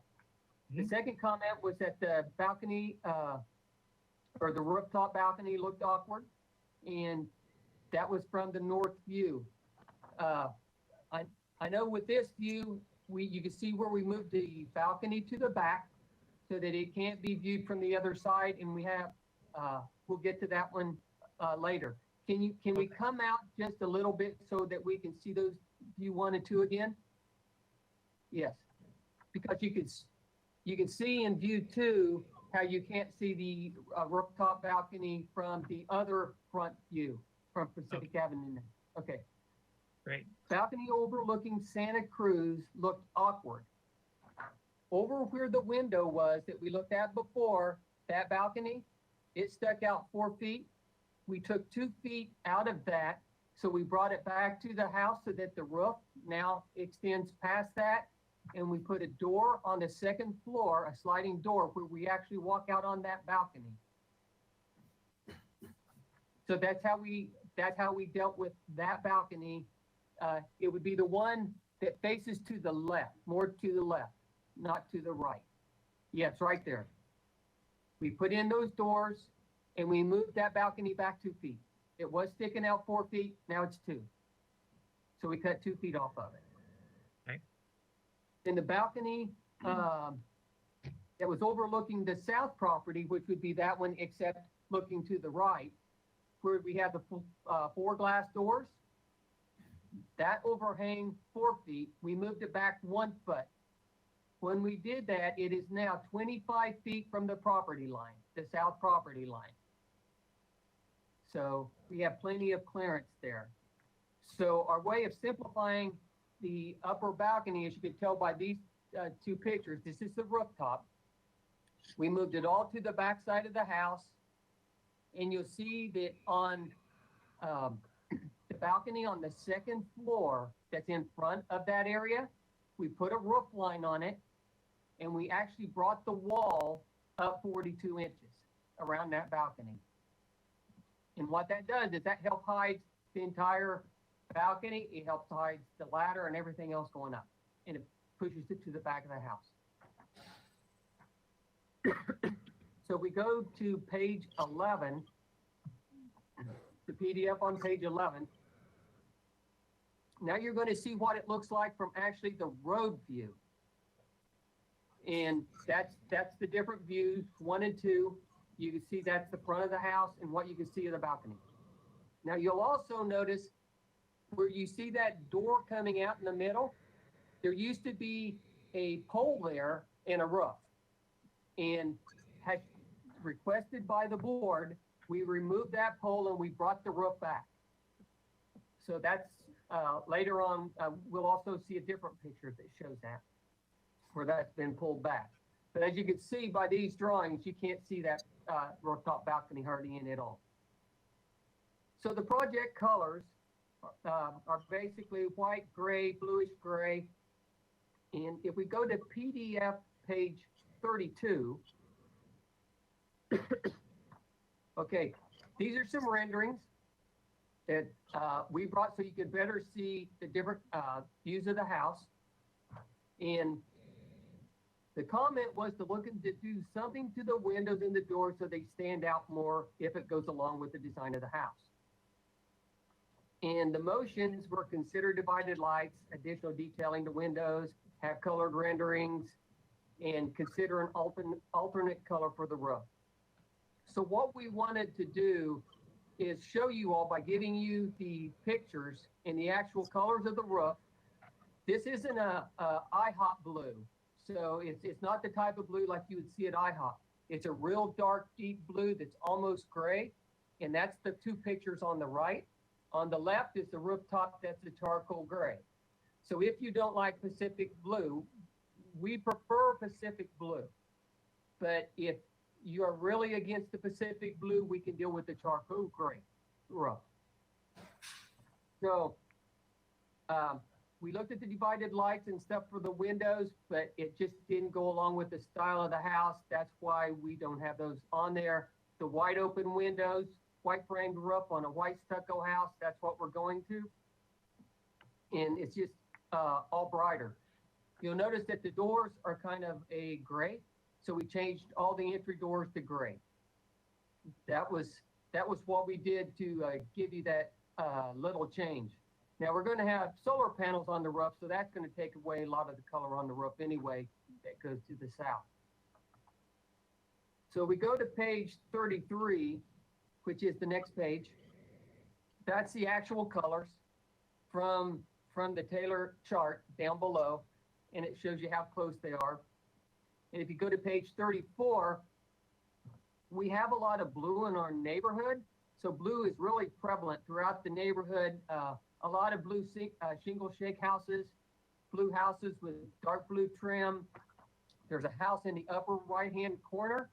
That's about 2 blocks away. It was done about 2018 with a blue roof. That's shingles. And then if you look in the bottom right-hand corner is a sample type of house that we were going for, which is a very clean white stucco, white-sided, white-framed windows, wide open frame. The only difference is with this one, it has a Tahoe blue roof, so it's a lot lighter.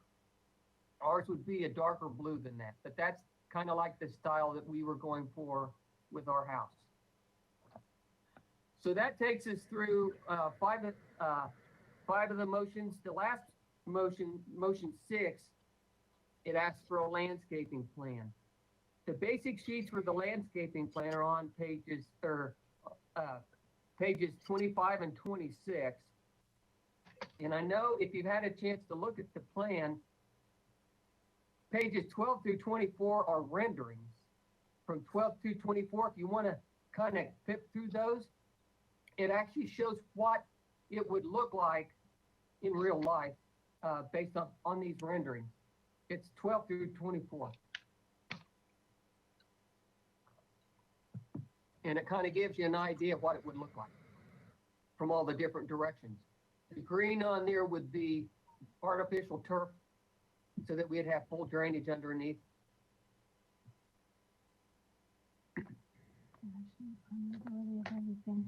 And just to kind of make note of that, everything that you see that looks like stone is permeable. So we're removing almost 1,500 square feet of permeable material, but non-permeable material, and make it permeable. So all the sidewalks, the only thing that won't be permeable now is the house and the garage. So motion 6 also asks for tier 3 calculations. Oops, I'll let you finish that. And that's the back wall from the property behind us. So that's why it's all white. It's 8-foot wall. Okay, so motion 6 also asks for tier 3 calculations. That report was turned into Barbara. And like I said, we removed 1,450 square foot of non-permeable area. All we have is a house and the garage that's left. Motion 6 also asks for outside lighting. All of our lighting is going to be recessed into the roof. We won't have anything on the walls of the structure. We won't have anything hanging from like the garage. Everything's going to be recessed up into the eaves of the house, into the soffits. The final item that was discussed, but a motion wasn't made, was where we ran into bedroom 1 was within 20-foot setback of Pacific Avenue. And my comment is when we looked at the as-built drawings from 1948, when the house was built, Pacific Avenue was actually Pacific Court, and the setback was actually measured at 10 feet, and that was to the pole between bedrooms 1 and 2 that we are actually taking out. So it was only a 10-foot setback at that time. At some time between then and 1998, it was changed to 20 foot. And when bedroom number 2 was actually built on the house, that is where they use that 20-foot setback line for that bedroom. So I want to thank you for allowing us to talk to you about our project. In the meeting on July 6th, we addressed how we have met all the neighborhood preservation findings required for final approval. Today, we've addressed the remaining concerns raised by the board, all the comments, all the motions.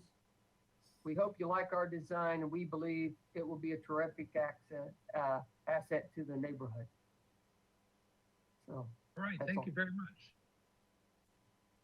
Ms. Burkhart, did we get any public comment? Thank you, Chair Miller. If you are attending by webinar and would like to comment on this item, please raise your hand by clicking the hand icon on your GoToWebinar control panel. While we wait for hands, Ms. Fennessy, did we receive any written correspondence for this item? We did not receive any written correspondence for this item. Thank you. All right, thank you. There are no hands raised, so I'll hand it back to you, Chair Miller, for a question. All right, thank you. Vice Chair Colas, do you have any questions, please?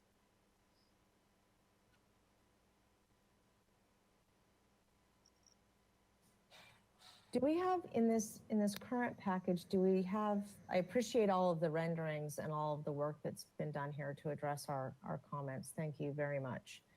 I'm wondering if we have the old exterior elevations from the two street views and current exterior elevations. I know there's a lot of renderings in the new package, but I'm wondering if we could take a look at those two side by side. So to be clear, I'm looking for the exterior elevations from the previous board meeting versus the ones before us. So Vice Chair Colas, what you're looking at now are the plans from the last meeting, the July 6th meeting. Okay. So I think we would be looking at the west elevation and the north elevation, if I am correct. Is that correct, Mr. and Mrs. Ox? That's from the last meeting, yes. Okay. Okay, great. So is it possible to now look at these same elevations as they stand now?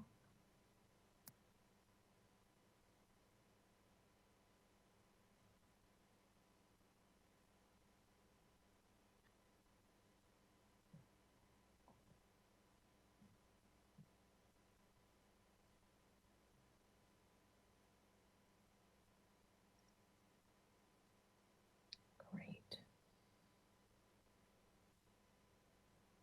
Okay. It's a great improvement in terms of the upper balcony, I think.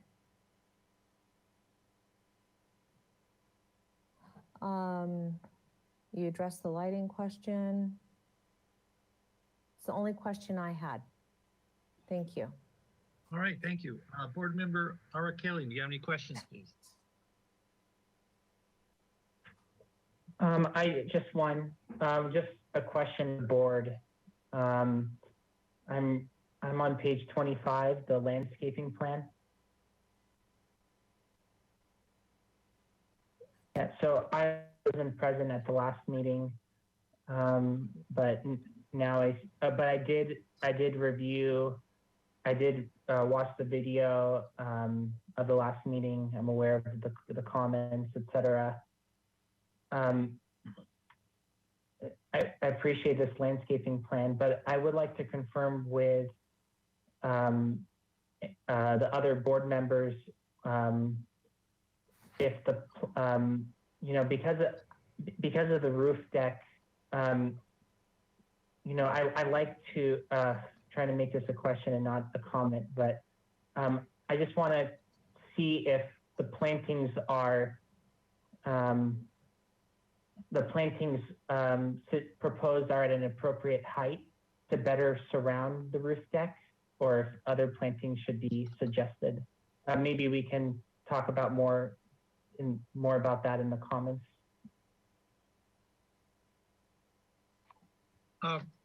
Board Member Arakelian, it sounds like your question is, are there plantings or has there been a consideration in the landscaping to kind of hide the roof deck? Is that your question, maybe? Oh, I'm sorry. To rephrase it, I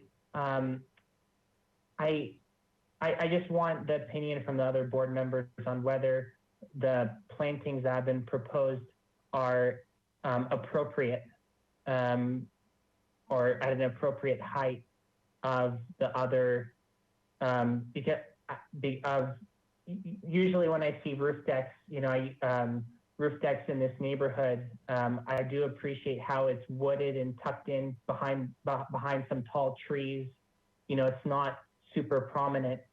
So I just wanted to confirm with this proposed landscaping plan, what does the board think of the proposed plantings? Are the plantings, high enough? I just don't want, especially from Santa Cruz Boulevard, I think from the view from Pacific Place is very well, how the roof deck is tucked in, but from Santa Cruz Boulevard, I just wanted to confirm if those plantings kind of block out the view of that roof deck. So it screens the roof deck from the street. So the public view is screened. Is that anyway? To an extent, yes. If that's sufficient based on this proposed plan. I guess Excuse me that's for the long question. Yeah. Okay, I think that's a question directed to Board Member Klein. Do you have any way of responding to that? I do. I would say that none of the trees proposed get significantly tall.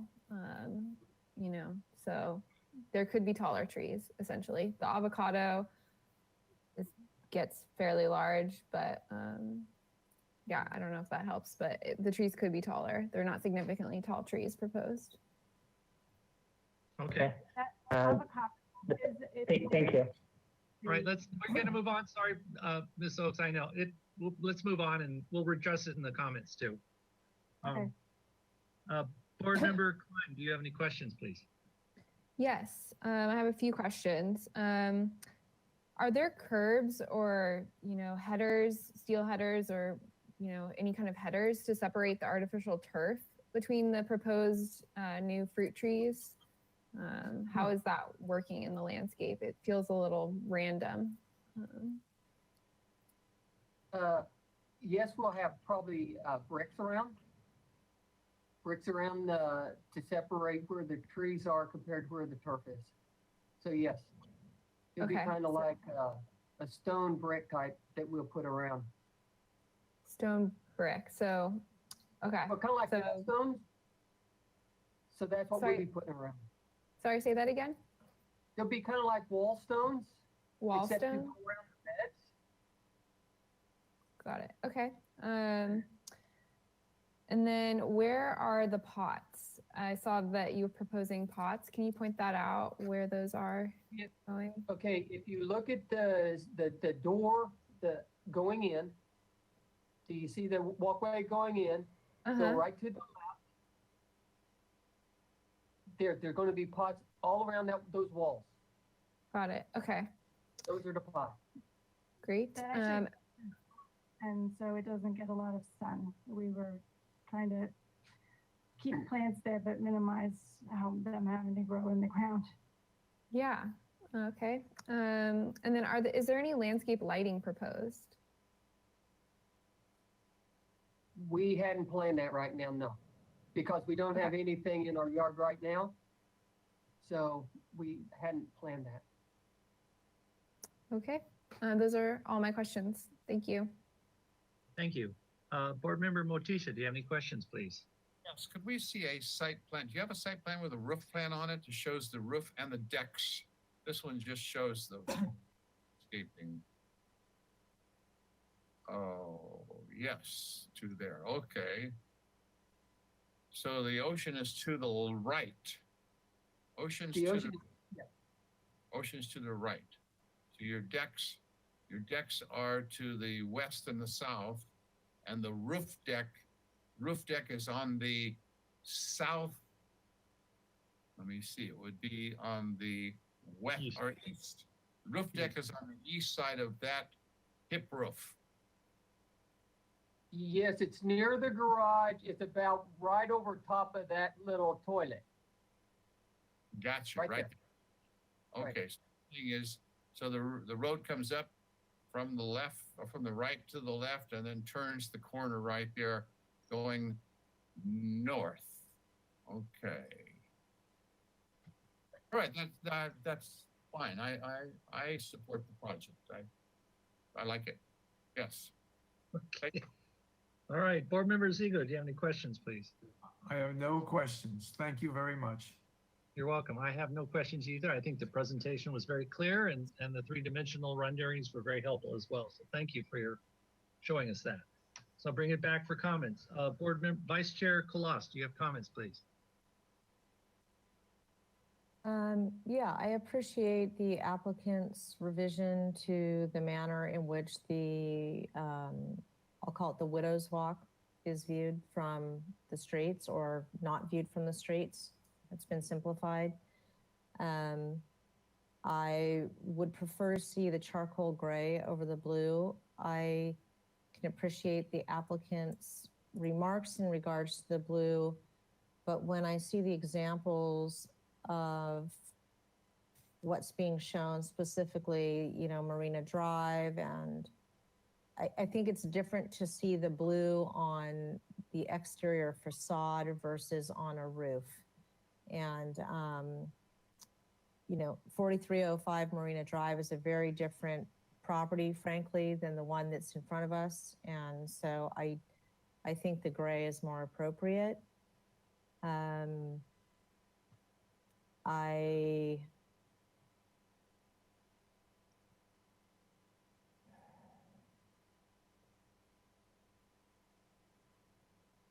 I think those are my only comments. All right, thank you. Board Member Arakalian, do you have any comments, please?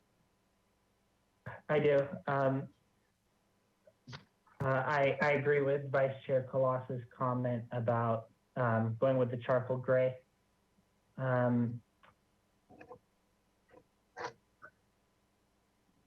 For the rooftop deck, you know, I'm very familiar with the neighborhood. I've driven around and I've seen other decks similar to this.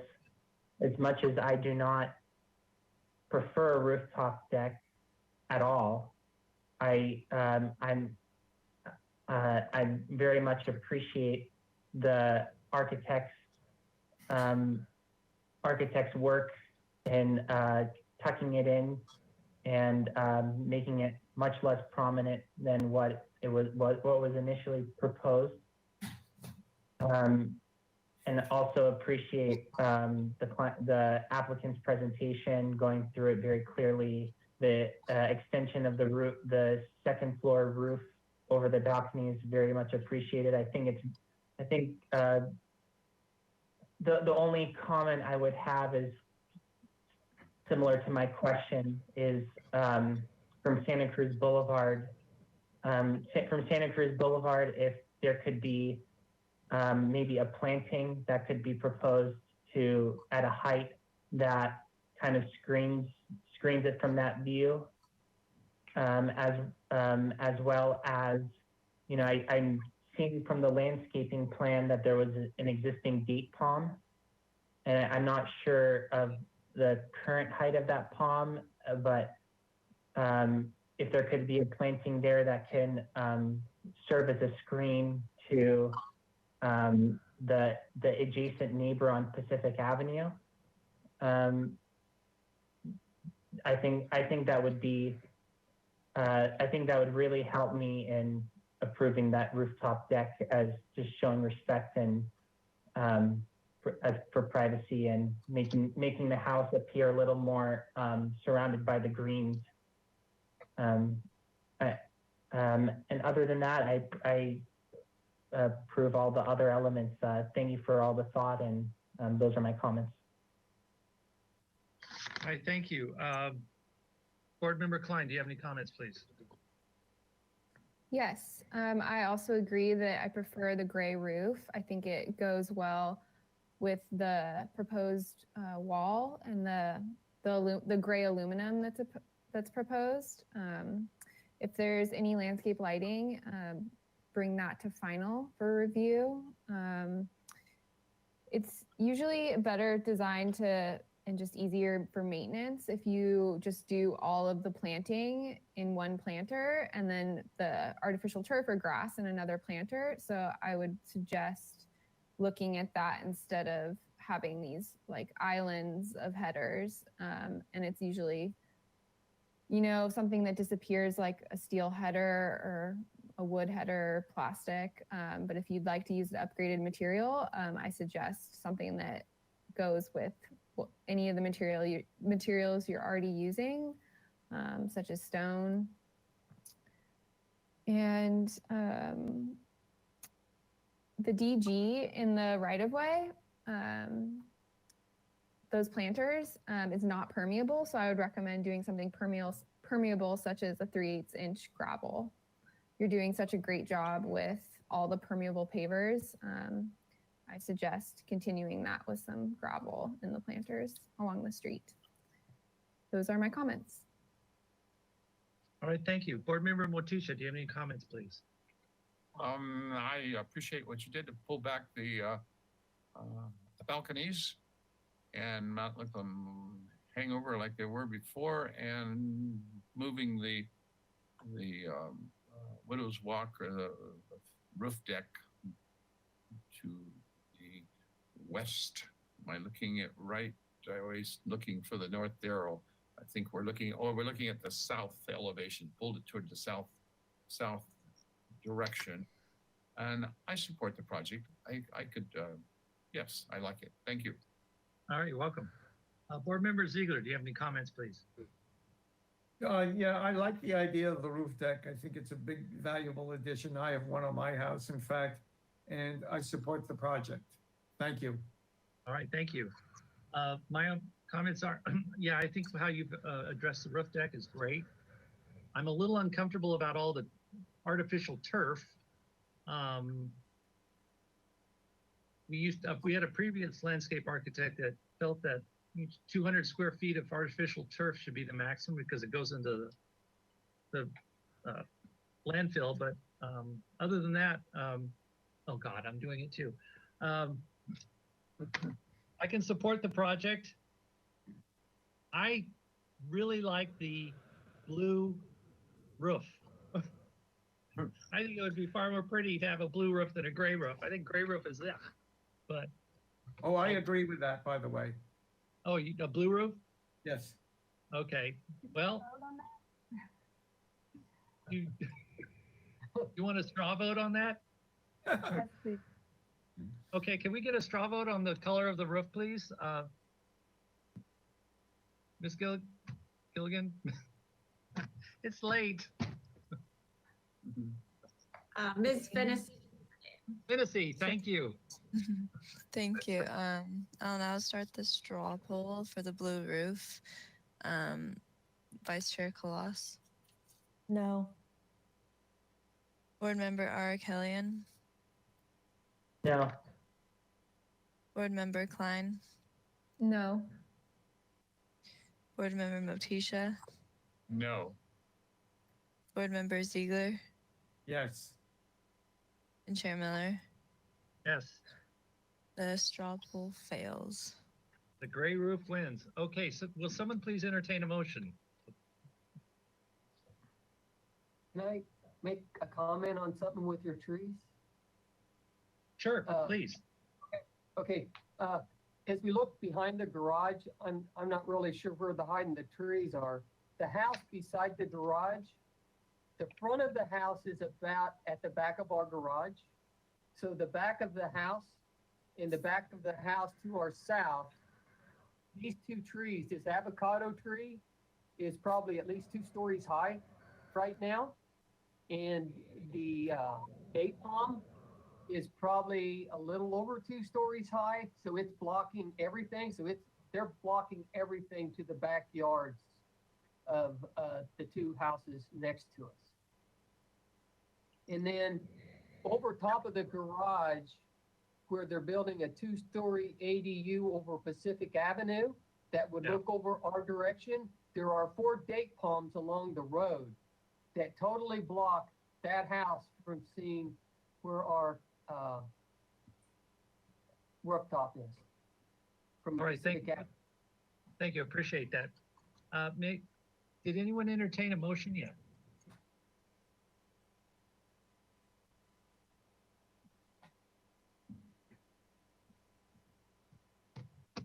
Hello?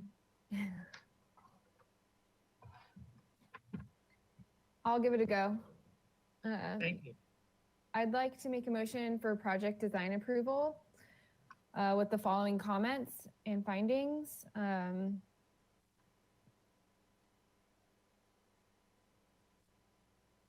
That the project is consistent in appearance with the scenic character of the neighborhood, and the board prefers a gray roof.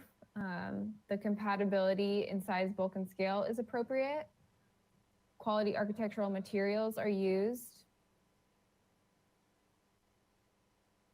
No trees are being significantly impacted. The existing date palm and avocado screen the neighbor, and there's multiple new trees being planted.